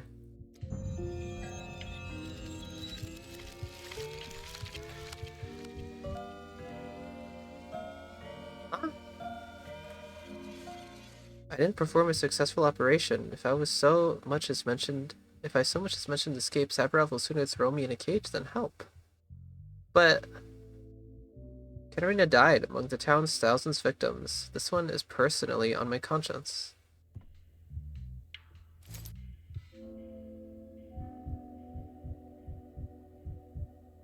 I'm so confused. I can still give her something, but what's the point if I failed the quest? Also, this is going to be too high of a dose of whatever I have, isn't it? Oh, actually, I need a painkiller. Not her blinking still, like... No! Weak sleep. More drugs are required for an organism weakened by morphine state. Holy shit. What's going on? I thought I failed this! The operation has begun. The time has come to personally meet my main enemy, Death. There's a lot of things that don't make sense going on here. It's a bug. She is scripted to die midday. Oh. But I'm continuing her thing.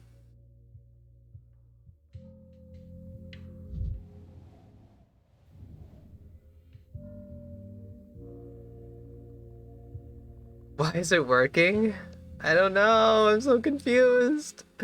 Someone's death. Every time someone lies on a deathbed, one of their living looks straight at me.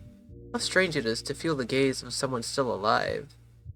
I know you. You've been walking in my footsteps for a long time now. You're that very fool who believes he's fighting me. I won't let you take Katerina. She won't die today. I remember a tribe of fire worshippers. They tried to fight the night. The moment the sun went down, those fools would set their spears aflame and hurl them at the moon. They thought they could drive the night away forever. Their daily failures never troubled them. You remind me of them. Sophistry? You want to convince me I shouldn't fight you. It won't work. Do you know what became of those fire worshippers? They died by their own hands. More precisely, by their own spears. The spears they hurled at the moon fell back to the earth and set the forest ablaze. This is what happens when you fight death, when you fight what is natural, but you cannot accept. Spare me your fables. I'm busy. I'm operating on Katerina Saburova. You speak as though I wanted to take her. No, I'm not here because I need her. I'm here because that is the order of things. I see you've called for help. One who knows how to cut and stitch living flesh. Very well. I wish you luck throwing spears at the moon. Barat is a surgeon. They say he's even more gifted than his late father. He has the steadiest hands in this town. You should know better than anyone he can slit a throat between heartbeats, and he's on my side. Is that all you're counting on? A colleague's aid? Show me all you have to your name. Let us weigh your chances. An operation isn't a game of chance. It depends on skill, not luck. Are you so sure of yourself? Very well. Let us go down the list. You're not a surgeon, but were you even competent in your own hospital? How many plague nests did you extinguish? Did you find a donor? Did you manage to numb your patient properly? All of this carries weight. I guess I didn't numb her properly. And also she's dead, but whatever.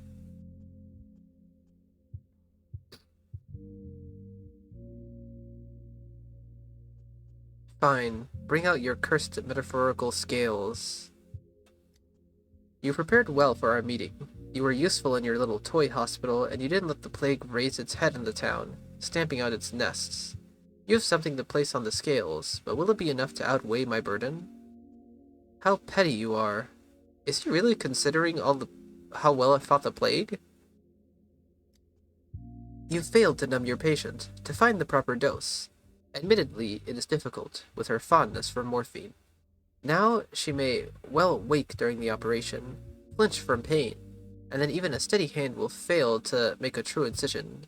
Take note, you erred. You're not the one to judge me. Death of the patient is irrelevant here. You found a donor. Well, well. You may put that on the scales. Someone else's blood, not your own. No one would quench your thirst for blood. Now we may tally what you have to hope for. Shall I show you your riches, the riches with which you dared to bargain for this life hanging by a thread?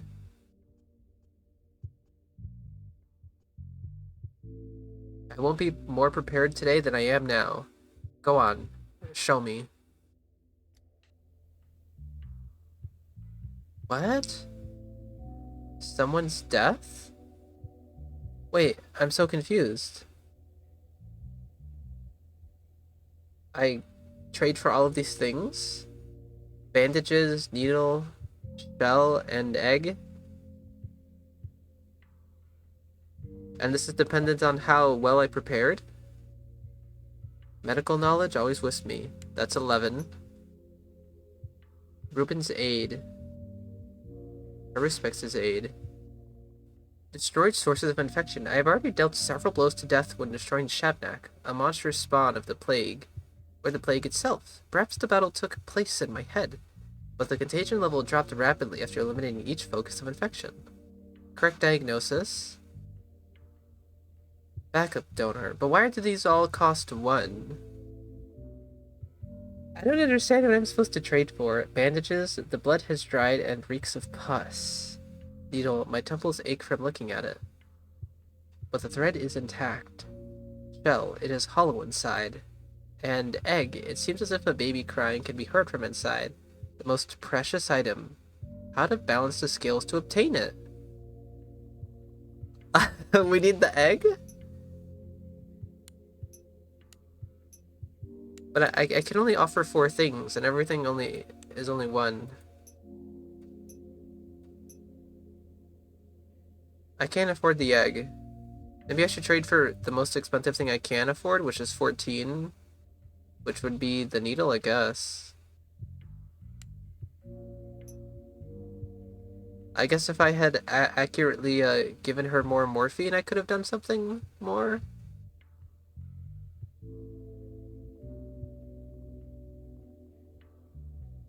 I think this is all I can do. I got the needle. Wait. Now I have 15. The egg is 17. The shell is 15. Scamming death? Okay, I got the shell. I couldn't get the egg though. This says this is the most precious item. Yeah, you need to trade back and forth. That's interesting.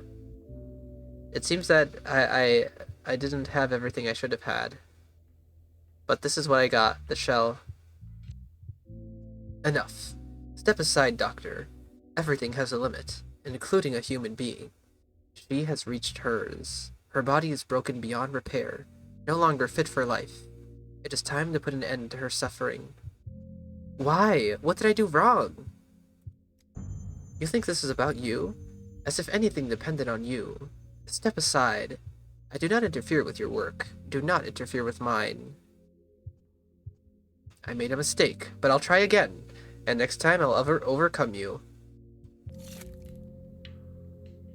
We lost Katerina. I mean, she was already dead though. Exhale. We did it. We did everything we could, guys. Sorry. The operation is over. I did everything I could. And yet she died again. We'll have to try to at least save Katerina this episode. Anyway, it seems like everybody has something to say. Do not refashion that which has grown well. Her blood will join the earth, Oinon. Thank you for operating with me. I won't forget it, but... Are you grieving, Oinon? Don't. You did what you could. She's dead, which means I did not do everything. I need to understand where I failed. I mean, only I could think about the proper morphine. I need to get the correct item. A learned man knows the contents of everything and isn't content with anything. So much blood. It'll soak into the floorboards and remind me of this day forever.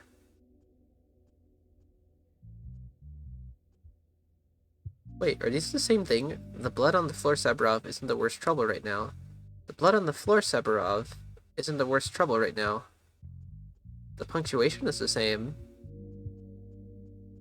I'm very sorry, Saburov. I did everything I could. She'll recover, won't she? The bleeding was too severe.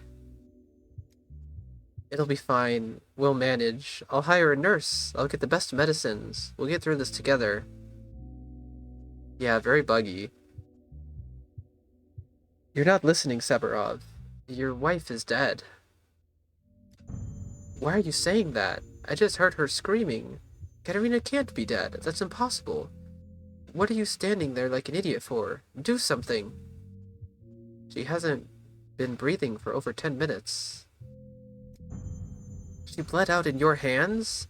This isn't an operating table. It's a butcher's block. And you still call yourself a doctor. Have the courage to say it plainly. Don't look away.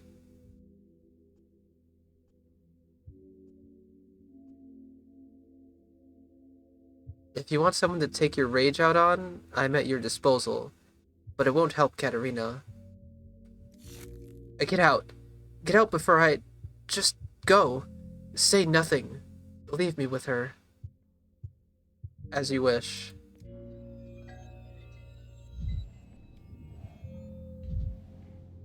Critical error.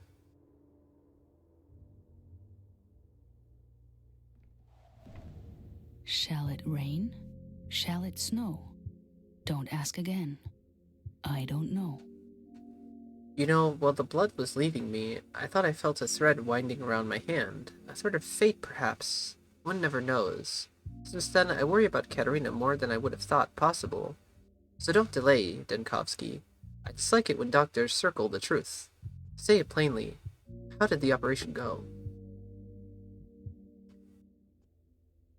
What? Katerina's alive? Why can't I lie to her about this? Thank you for giving your blood, Yulia. Unfortunately, it wasn't enough. Katerina didn't survive the operation. This is so bugged, it's crazy. Well, we crossed paths in the street a few days ago. Quite by chance. She asked something harmless. How I was, or something like that. And I answered too sharply, without thinking. Apparently, those were the last words I spoke to her. Don't even start blaming yourself. The outcome of the operation rests with me.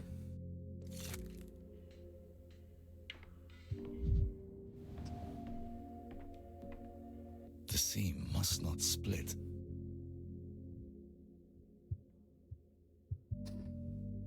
We knew the chances were slim, and still, until the very end, it felt like we were holding it together.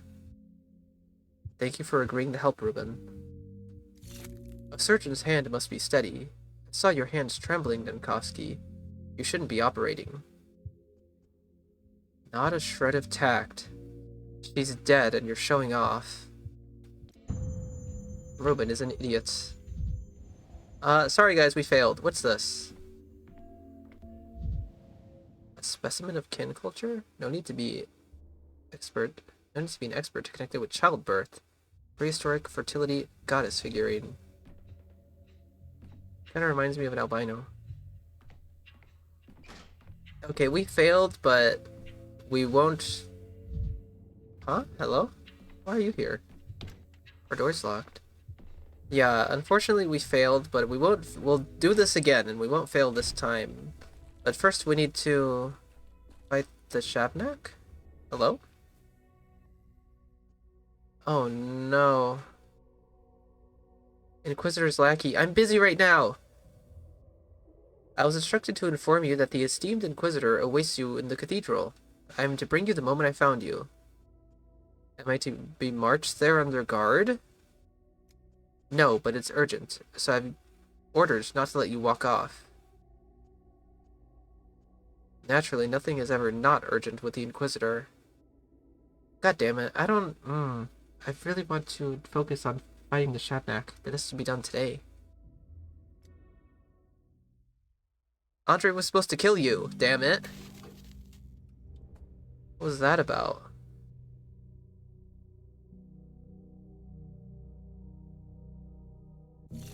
Weird, but tolerable. Oh yeah, Heron is still here. The betrayer. I'm not even going to talk to him. Whoa, what is that? Wait, what is this? When did this show up here? I didn't notice this. Did he do this when he came in? Or is that new? Wait, break? Who's staring at me through the looking glass? I'll take free amalgam. The only real crime is dullness. The rest are negotiable. Something displeases you, Denkovsky. Or am I imagining it?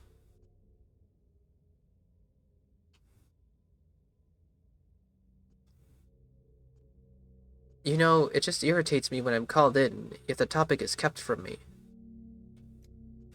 This is about Isidore Barak's archives. Please place them at the Inquisition's disposal as soon as possible. What archives? I have never even heard of them.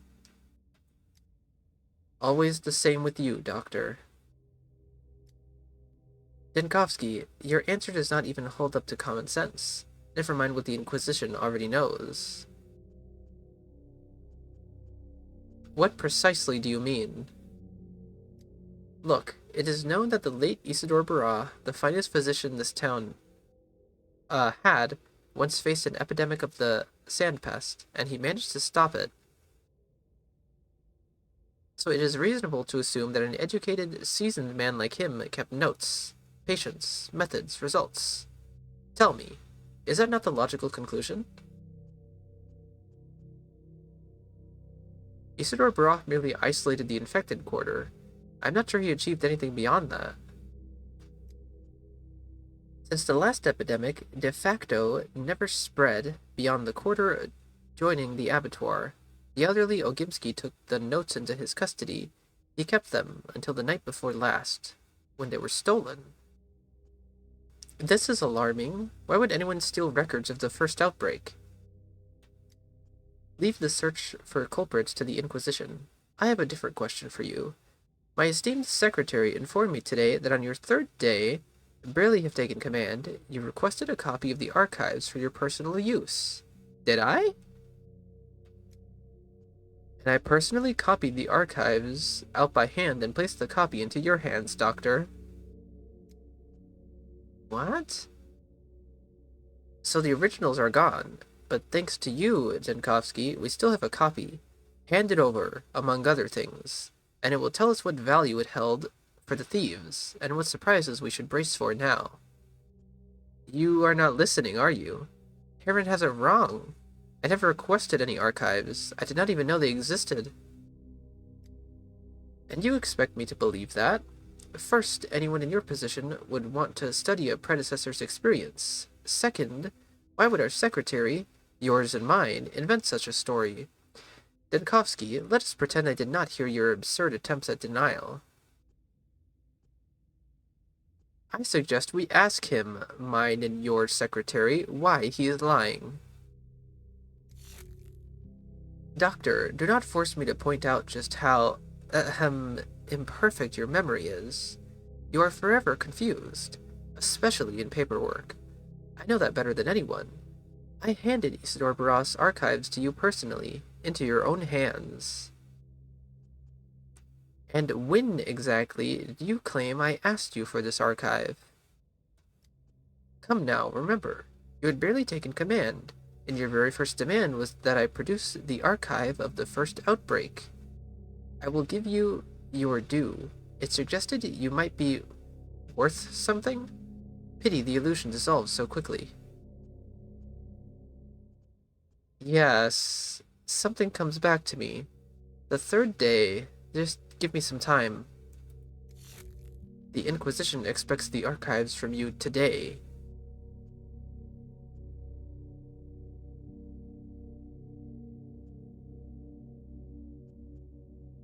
I will look. Without a secretary, the paperwork really has fallen into utter chaos.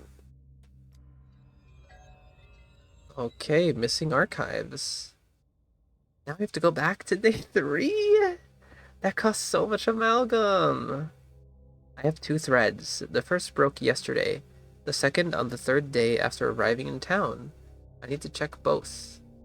When Karminski invites you for conversation, you can't refuse. But what more do we have to talk about?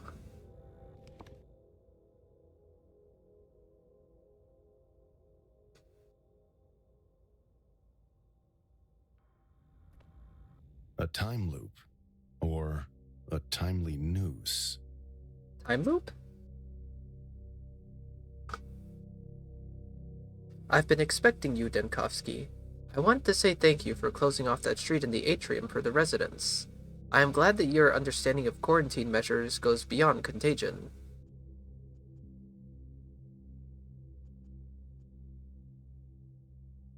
I deemed it necessary. You did the right thing. The citizens should not be taking walks that destroy the very matter of the future. This is mind-boggling. I've been studying impossible structures for many years, but I've never seen anything like this before.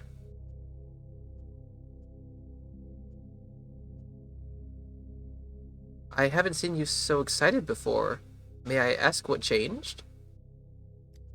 Ever since you closed off the street, I've been digging deeper into the matter. I was able to prove some of my theories. I would like to know your opinion. Consider this a request for a consultation.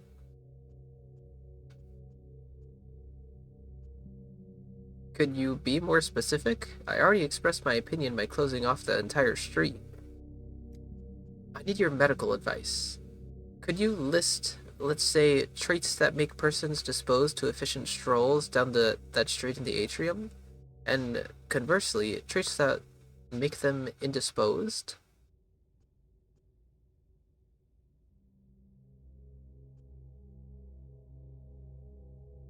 Do I understand correctly, Inquisitor, that you are planning a certain experiment with human test subjects? The street is dangerous, criminal, like this whole town, really. The fate of the town is not sealed, but did you see the artillery? It is not impossible that one day it might rain death on that street in the atrium. If that happens, its phenomenon will be buried under heaps of rubble.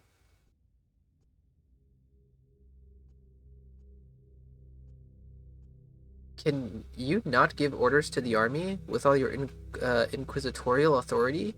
Tell them where to aim their guns, if to aim them at all. You are a man of culture. You should know better. If there's a gun hanging on the wall, yes, I can exercise my influence, and I will rein in the military. Unfortunately, one cannot stash an entire street in their pocket. How I would love to take it to the capital.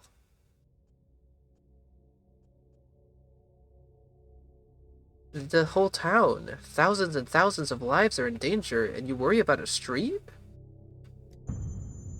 I believe that you were more of a scientist than a doctor, Denkovsky. This is not your field of study, fine, but would you not transcend those limitations? It's an impossible structure we're talking about, something that goes beyond the laws, and the law as we know it. Don't you prosecute anything that breaks the law? Isn't this what you claimed the day you arrived? Prosecute? I prefer the word pursue, like a hunter pursuing game. I'm afraid you missed the point. An impossible structure has been created, and we have no right to cancel and destroy it. The most sensible thing to do would be to study its nature thoroughly and put it to good use, serving the law. Naturally. How can something that breaks the law serve it at the same time? Ah, but we digress. Will you assist me, Denkovsky? Will you select subjects fit for my experiments? I looked for someone already affected by that street, but alas, some were killed by the plague. Others took their own lives, or lost their mind. They are useless for interrogation. I need someone who can testify.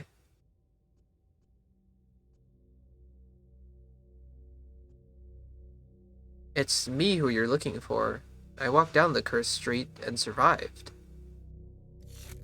This is news to me. Can I have your eyewitness account? Will you describe your experience for me?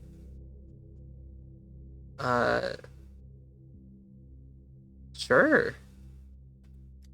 I'm listening. It was pretty straightforward. I saw the failure of my science, the end of Thanatica, in a very vivid detail that did not feel like a hallucination. Is this your professional opinion? Very, very intriguing. Do you believe it then? That Thanatica will be shut down anyhow? Whether you come home with your shield on it or not? No, I will fight for it. But I'm terrified. Terrified that it's too late. Your case is incredibly useful for the study of the phenomenon of the street. You are a public person, just as your lab is a public place.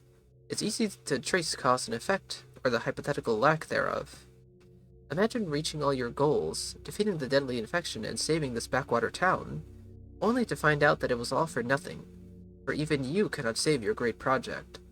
This is absurd, or, in a sense, miraculous. What you said was already on my mind. Thank you, Denkovsky. I will keep watching for cause and effect. At least this gives me hope that you will not harm Thanatica, to eliminate all outside influences. Okay, consultation, dangerous game. Margin, discal cells, and of course, the wing root. It seems I managed to dissuade him from further experiments. No one will pay for with their sanity anymore. Pragmatic Karminski believes that the nightmarish manifesting street could benefit the Inquisition. My meetings with the Inquisitor are becoming more regular. This time, at least I have a choice. Okay. I was on the fence of whether or not I wanted to help him, but I didn't really have a choice. I mean, I did, but I wanted to see what would happen.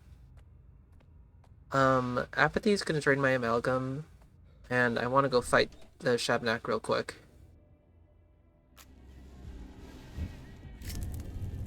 Where is she? I think I saw her blink into existence over there. She's coming. Okay.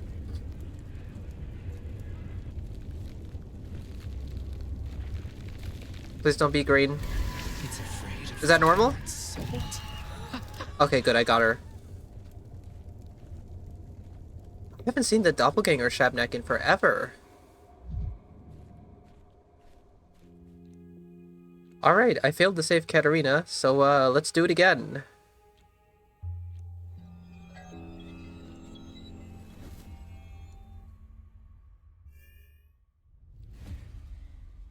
Oh? The capital present day. I was busy, sir. Really busy, actually. Have a sip of water. Don't worry, it's only water. Have you truly never led an inquiry yourself, invaluable bachelor? You wield with mastery techniques ordinarily possessed only by investigators. You mean my ability to build logical sequences? That's not a talent, it's merely a cultivated mind. I'm speaking of something else. Sometimes the one who asks questions does so out of sequence, so the respondent becomes confused and gives himself away in a lie. It's an effective approach, if imperfect, but you turned it against me by seizing the initiative. You leap from day to day.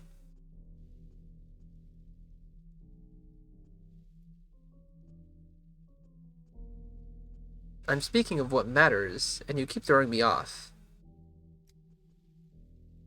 And you're a real chameleon, altering yourself according to circumstance. At first you drowned me in the minutiae of each step. Now you aim to induce vertigo by leaping from one thing to the next. I misjudged you, dear Bachelor. So, may I continue? A doctor? Forgive me, we need a doctor, urgently at once. No outsiders may enter this room, only with special permission. Step out and shut the door after you. I know, forgive me for God's sake. I would never, but someone is dying. I've been pounding on every door, and there's nobody. And you've got Dr. Denkovsky in here. Everybody knows who you're interrogating. Oh, I mean, who you're talking to. Ah, yes. You're a clerk, an employee, aren't you? You check passes, you record visitors. I've seen you at the desk by the entrance. So what is it then? There's not one more doctor in the whole main building of the Institute? Inspector, you heard him. Someone is dying. Yes, I'm posted at the entrance, and just now a man staggered in. I'm no doctor myself, but yes, I've seen enough in the course of a service. I think the situation is critical. What an incredible confluence of circumstances. Miraculous, I would say. Bear in mind, dear Bachelor, if this is an attempt to arrange an escape, you may well succeed. Security here is built on nothing but trust. So, it won't be you who pays the price, but your colleagues from Thanatica. Fortunately, they're in plain view.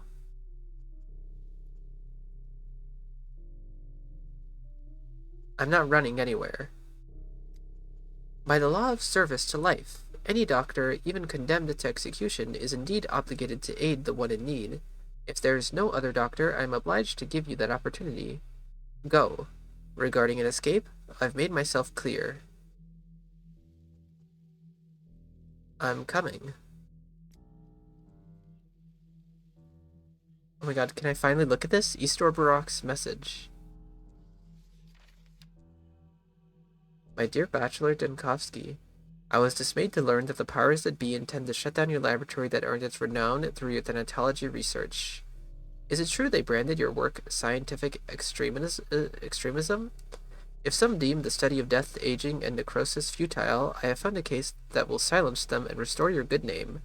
Simon Kine, the ruler of our town, is a living example of inexplicable longevity. Come at once.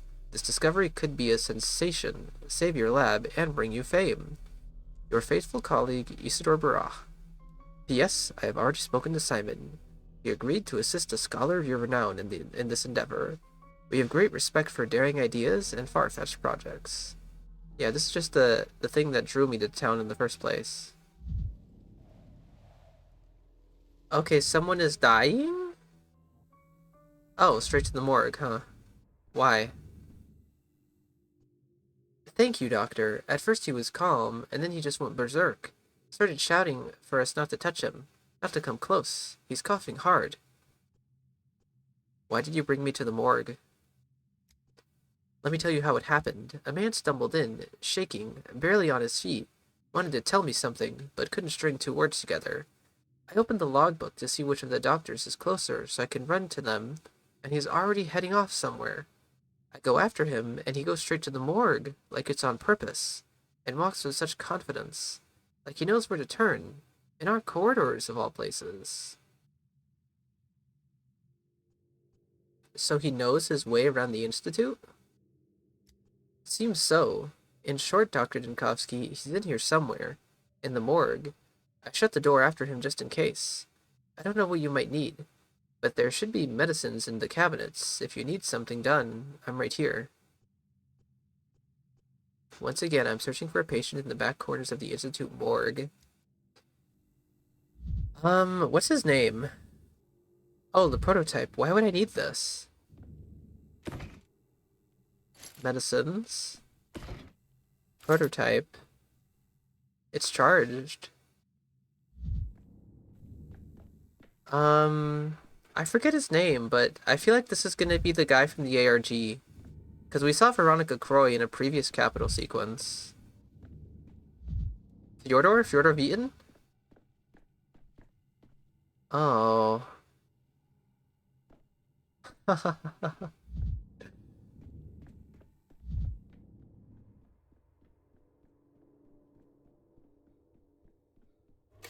Holy shit! What are you doing here?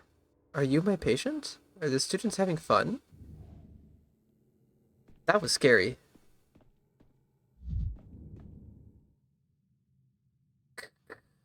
A doctor? I need a doctor with a degree. Had enough of bulk healers. Finally, what's wrong with you? Can you describe it? Medicum morbo adhibre. Please, focus. It's very important that you answer my questions. This illness, the scientific world must know. Tell them about me. Those rags. You weren't in the town on Gorgon River. 3 years ago, a cure for typhus was found. 4 years ago, for the Blue Death. A year ago, for a strain of smallpox. Science is all-powerful. Self-deception. Self-persuasion. Idiot. What an idiot I was. I know these lines. What's going on here? I'm really confused. You came for me personally? You're quoting my article. Haha. Ha. Once more. Late stage fever. The insides are deeply affected. Do your best to remain conscious. No chronic illness, but utterly exhausted. You answer like a physician.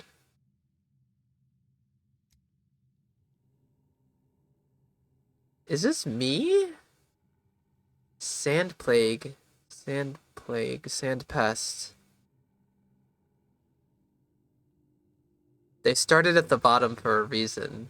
Pain cannot be relieved, constant pain. Could this really be happening? Circulatory system damage, aching bones, deteriorating vision, auditory hallucinations. Auditory hallucinations.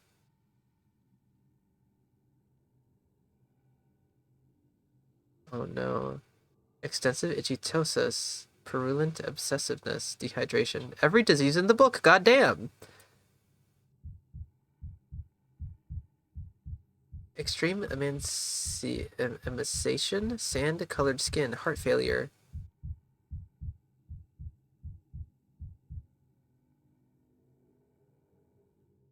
Day 9, in which Bachelor Dimkovsky. Impossible. Very contagious. That's why the morgue. There are no living unless they rise again. And they nerve or lock the doors properly. What will I see if I unwrap the rags from your face? Sometimes it seemed I was looking at myself. From the outside. Disassociation. Delirium. It devours everything in its path. No cure. No vaccine. The incubation period. I know the incubation period. How did you get here? How did you travel? Who did you contact in the capital? How many might be infected because of you? Day 9, in which I don't remember. What's wrong with your face? My face?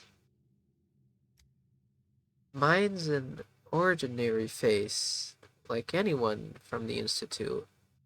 The 9th day, in which the soul slips from the body, Rest, the ninth day in which I might have been saved. There were arrows on the door. Something happened to you on the ninth day? To enter, for the first time, a room you've already been in. I entered the focus, Simon Kind's office, but on the second day. Day 9, in which Bachelor Denkovsky. Day 9, which Bachelor Denkovsky enters, for the first time, a room he's already been in. When rest releases the old memory, a new one may unfold there. Wait, I think I understand. If my visit on day 2 is forgotten, the visit on day 9 becomes the first. New memory. That's all that matters. What about the plague in the capital? Hundreds of thousands dead. I can't erase the past.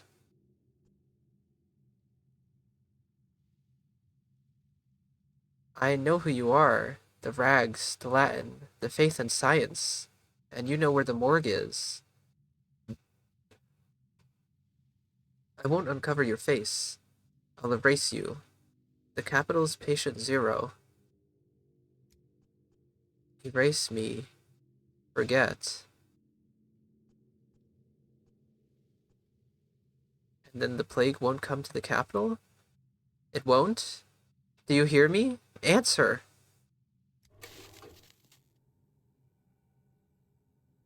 What? What? How? Wait, so me somehow accessing Simon Kind's workshop, hidden room area, study, somehow leads to me getting infected on the 9th day if I go there again? Which leads to me returning to the capital with the sand pest? Which leads to this time loop paradox shenanigans? What?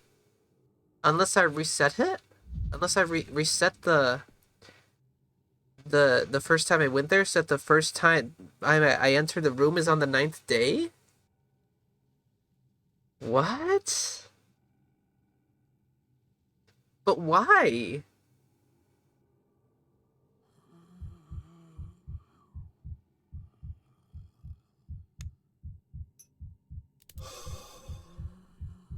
Oh, I should have given him a dose of morphine. He's gonna die. 1 bromide was not enough. Never mind, we good. Not me taking my own amalgam.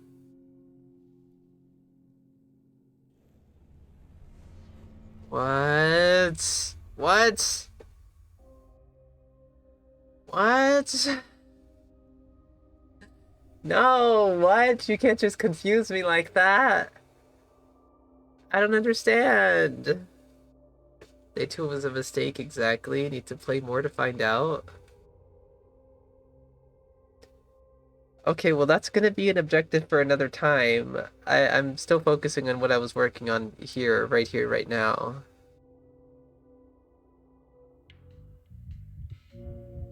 Not that. Try an herbal mixture. Whoa, whoa, that was perfect, actually. Peaceful sleep. Katerina won't wake up during the surgery. And also, we got here in time. Okay, let's try this again. I see you managed to numb your patient to find the proper dose. And that is no small feat with her fondness for morphine. You know, the scales have tipped in your favor. I applaud you. Drawing on your own experience, were you? You're not the one to judge me. You found a donor. Well, you may put that on the scales. Someone else's blood, not your own. Now we may tally what you have hoped for. Shall I show you your riches? Okay, I have one more item. than I did last time? No. I need 17 for the egg.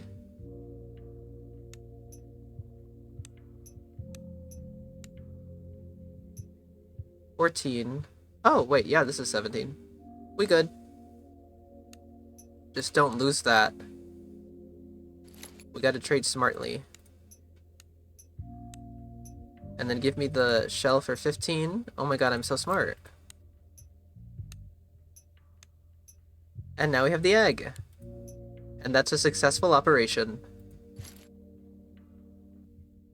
You think you've won. In truth, you only adjusted my schedule. Nothing more. She'll live. For now, that is enough. What does that mean, enough? Enough for what? You humans love words. You think that stealing a little time from me counts as victory. And that is so touching. Do me a favor. Disappear.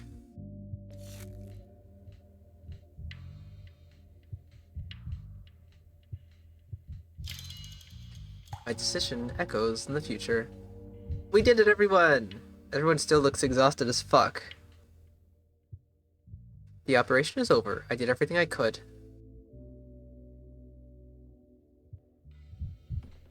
I sense something out of place. His voice really is so wrong. When I returned to the town, Saburov nearly had me executed. And now, look how it turned. Thank you. I wouldn't have managed without you. That is true.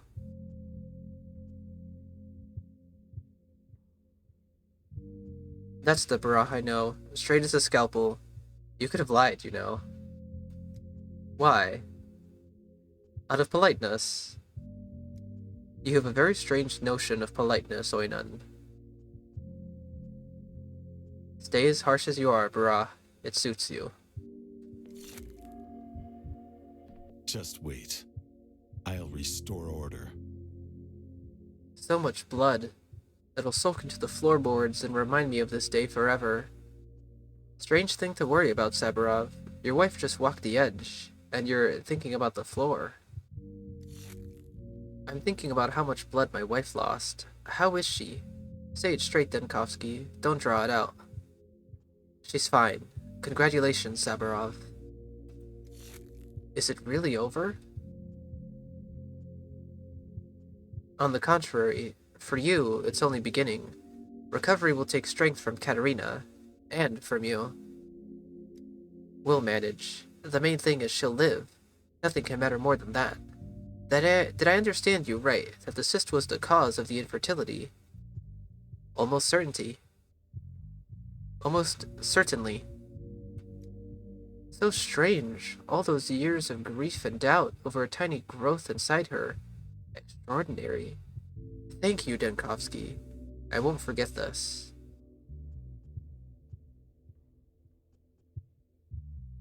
Thank everyone who took part. I wouldn't have managed on my own.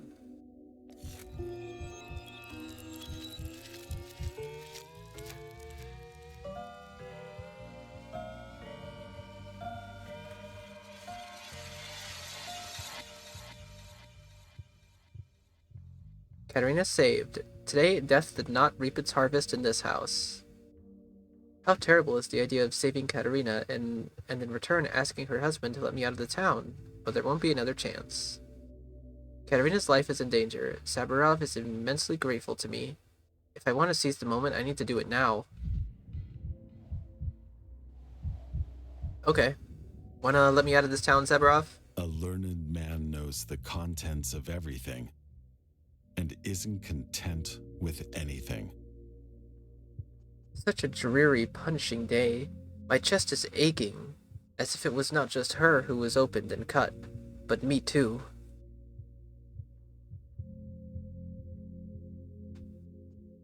Tell me, Saburov, do you have any power left in this town? You know the answer to your question well enough, Denkovsky. You were there at the Inquisitor's tribunal. I'm the governor no longer. Is your memory failing you? Do the patrolmen still obey you? The ones that are guarding the railroad. Formally, no, but hardly they've forgotten who I am. I believe my word still means something to them. For now.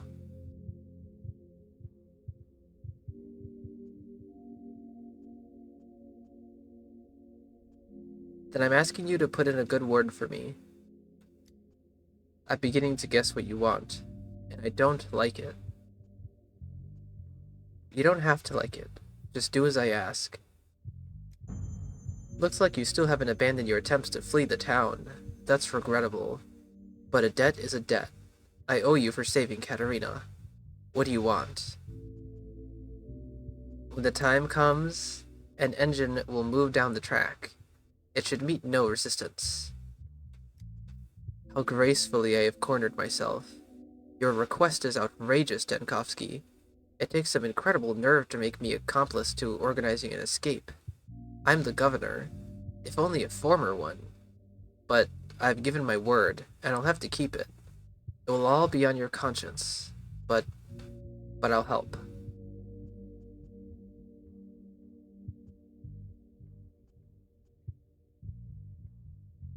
Thank you, Saburov. I won't forget this.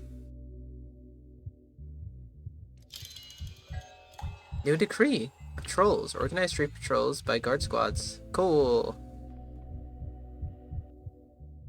Saburov is a man of his word. He'll remove the vigilantes and take care of the soldiers. Tomorrow the roads will be clear.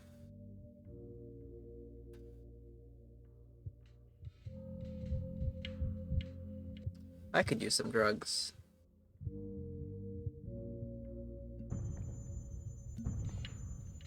I could use more drugs.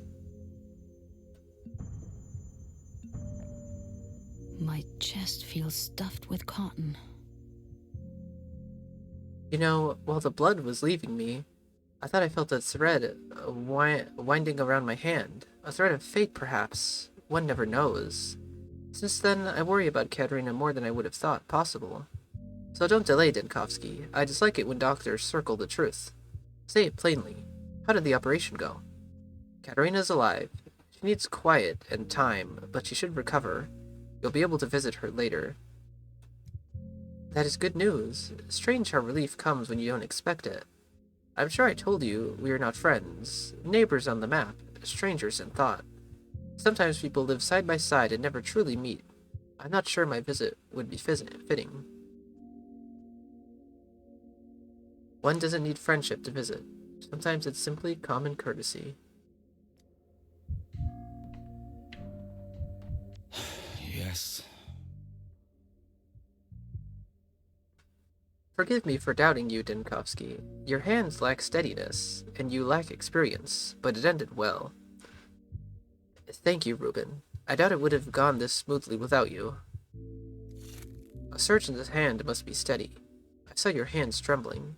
You'll never be a surgeon. That's true. It's good you were here. Alright, Artemy left already. I guess he's got other things to do. Good job, everyone. We saved Katerina. Now, we have other things to tend to today. And I think it's time to go play doctor. We've done quite a few interesting things today, and I think we should wrap up this episode with diagnosing a couple of patients. Who knows how long these patients are going to be and how complicated their cases will be. So I think now's a good time to get a start on it. And then the next episode, we'll continue along with some of these other quest lines, and then we'll fix whatever patients we missed. But I think this is a good plan for the rest of the time we have today. Alright, what do we have here today? Any news on that patient who survived like extra long? I mean, we already kind of got the news on him, but could anything more come of him? Oh god. Am I treating you, or are you here on other means? Well, potentially we have a lot of people today. Unless you're with someone? I don't know.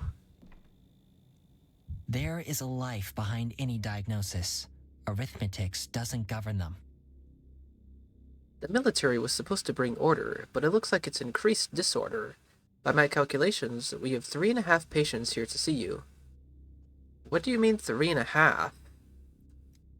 The first one, he goes by Patchwork, is not a patient. He's here for some documents. We need you to process his request. There are 3 patients for the usual procedure. Are Stark, a student, Sock, man, Herb Bride, and Dodo, an army sergeant. The army, you say? Dropping like flies the moment they arrived. What are the sergeant's complaints? Chronicle military drills. Oh, forgive my poor sense of humor, Doctor. Sergeant Dodo was sent here by his senior officers who suspected he might have the plague. Kudos to them.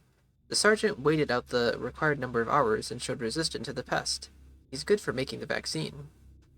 What does Patchwork need? What kind of documents? I didn't quite understand, to be honest. He's very nervous. He requested a private conversation with you. An Herb Bride? Don't tell me I have to survive another interview in step language. It complicates diagnostics so much. She was rescued from a boarded-up house. The inside was full of corpses. Everyone died from the sand pest, except her. How did she end up there, I wonder? Who is the other person? A student? I thought you didn't have any universities here.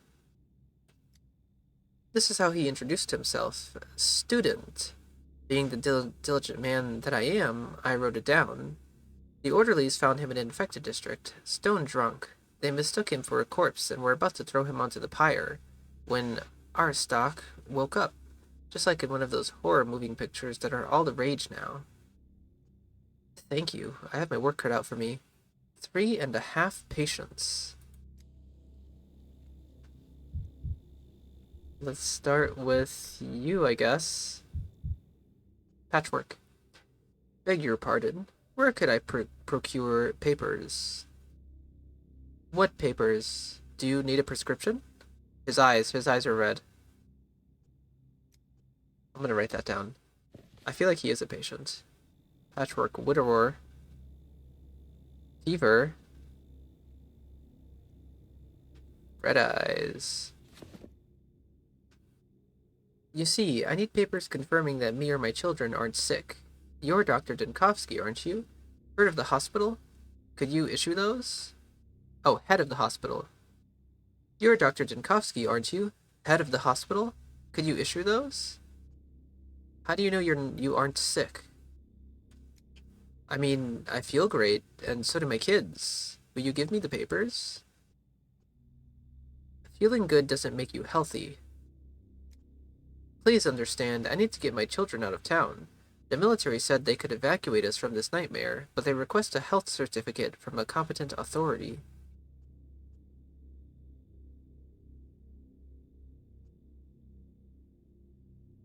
That's a first. No one so far had approached me with a request like this. I think you're omitting some details. I just want to save my children, while they're still alive, while I'm alive. Who wouldn't grasp an opportunity to leave? We've been examined, we've been tested, we've got no sandpest, but the cordon guards still turned us back. No, something's amiss here. Little! Yakov, come here, please. Did this gentleman test negative for the sandpest? He isn't our patient, is he? There is a death, of course, but we'll say no to it, right? Everyone is a patient at this hospital, including ourselves. No, Mr. Denkovsky. Citizen Patchwork and his underage children have no traces of the sandpest in their test results. This much we've properly confirmed. However, how do I put it? Go on, Little. I mean, the patient is feverish. You can see it plain as day. The orderly also put some note about his skin in the patient chart. I think that's why the military are reluctant. Oh, so am I just treating you for not sandpest-related reasons, then? Damn this bureaucracy. Enough with your power trip. If we don't have the sandpest, then let us out. Who cares about the fever? Maybe that's because I'm nervous, with all the things going on. You don't need an infection to drop dead.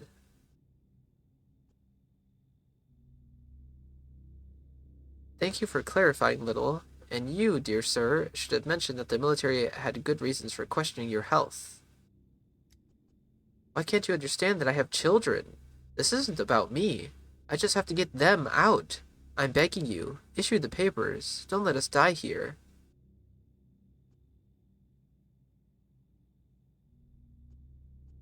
You have to get your children out, and I have to make sure you don't pose any danger to other people, and to yourself.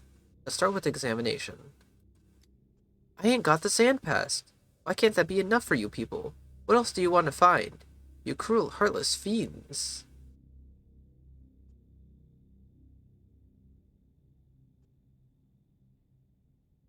Dangerous infections aren't limited to the sand pest. Get behind the screen. This is your only chance of getting those papers. Alright, he's just a regular, no sand pest patient. No, he couldn't have missed this. So why lie?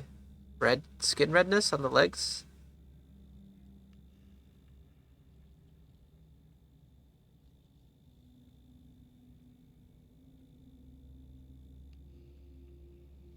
Nothing there. Hands are spotted too. No wonder the military suspected something. What would I even mark down for spots on hands? Hands are spotted too. Oh, red spots. Still skin redness. And he swore he was healthy, with such spots on his skin.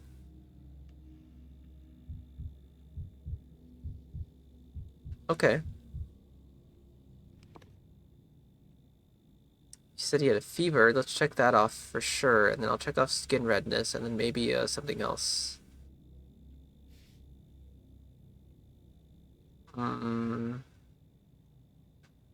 Skin. Yeah.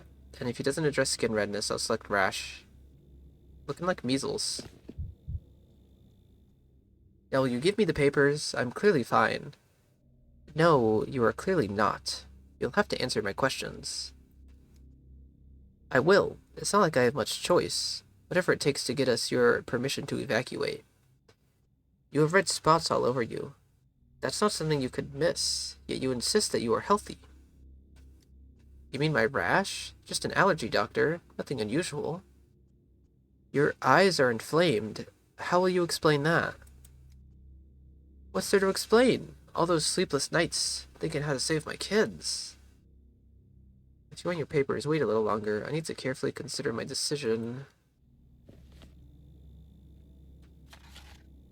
Highly infectious viral disease with very high transmission rate, marked by fever, inflammation of mucous tissues, conjunctivitis, and skin rash. Metropolitan Infection Society suggests cattle as the virus source. This theory doesn't have unanimous support of the medical community.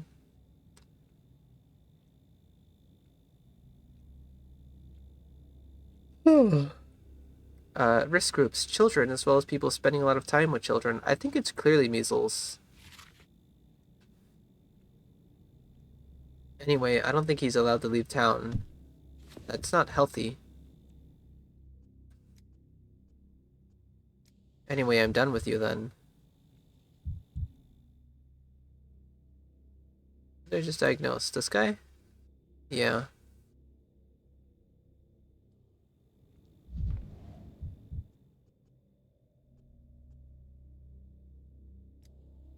I think we're done. Why are there kids here? Who let children in? Are these his kids?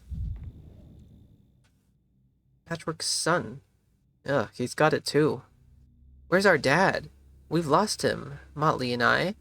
When will you let him go? Daddy said it won't take a minute, and it's been so many minutes.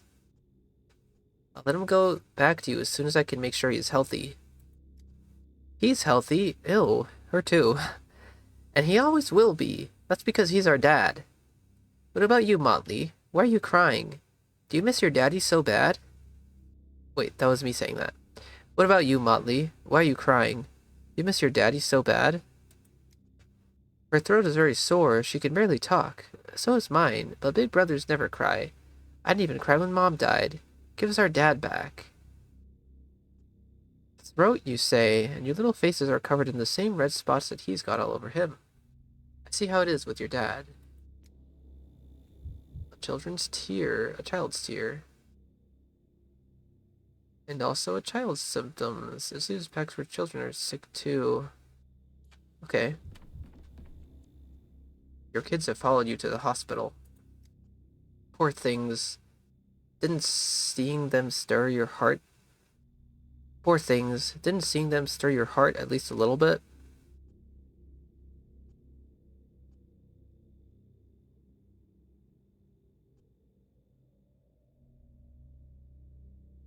Patchwork, as a fellow human I understand you, but as a doctor I need to clarify some details. You have no heart. We're not people to you, we're patient charts. Your children have red spots on their faces, same as you have all over your body, and yet you insist that you are all healthy? I've told you, doctor, that's an allergy. It runs in our family. Are you saying those don't happen? And what are the three of you so awfully allergic to? To chocolate. As soon as we eat just one piece, we break out in spots. When did you eat it? What kind of chocolate? When did you buy it? And what was the cost per bar? How long does it take until the allergy manifests? Give me the details. What is this, an interrogation? Your children have red eyes, so do you. You think they're too small to understand anything? You think they have nothing to cry about? Your son says he never cries. Your statements don't seem to match. Oh, he's just putting on a brave face. He's such a proud little boy. Listen, you're clearly unwell. You and your children have identical symptoms. I'm also certain that your throat feels awfully sore, same as theirs. And are you sure you don't want to tell me something? Then I'll be able to treat them. I'm not fine. Have it your way. My daughter Motley was playing with other kids on the street. That's where she must have caught something. Everyone in our family broke out in spots. We got sore throat, headache, and fever too. But it's not the plague. Symptoms like this, and you've decided to leave town. To make contact with other people? With the military? Have you no shame? How many times do I have to tell you? It's not about me. It's about the children. I'm begging you. Give us the papers so that we can save ourselves.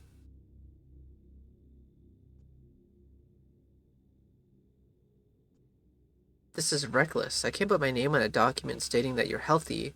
If the military sees through the ruse, I'll be fired from the hospital. Or worse, I'll face the firing squad. So you fear for your safety, and I'm not supposed to fear for my children? What kind of a person are you, Mr. Denkovsky? No, you aren't getting permission to leave the town. You'll infect other people, albeit not with the sandpest. You'll also ruin my reputation with the army. Can't believe I can just send him on his way.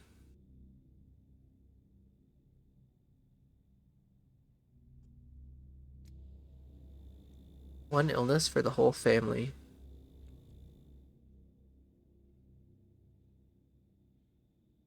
Even if they don't have the plague, neither Patchwork nor his children will leave town. Period. Yeah. Let's go see if our diagnosis was correct, and then I think that's going to be it for today. Oh hey, Yakov again. Line, dot, dot. Now you have a cootie shot. Oh, okay. Dr. Denkovsky, please don't rush to reprimand me. I made it to the Stillwater through the uninfected districts. Yeah, there's barely any. Yakov, you're good. The military escorted me. Strictly speaking, they insisted on such an escort.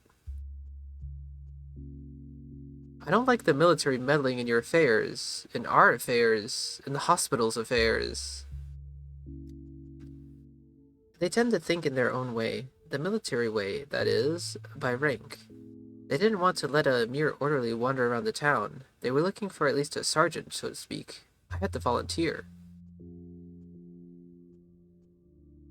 Perhaps there's some sense in it. The army must restore order in the town, but they certainly picked an odd place to start.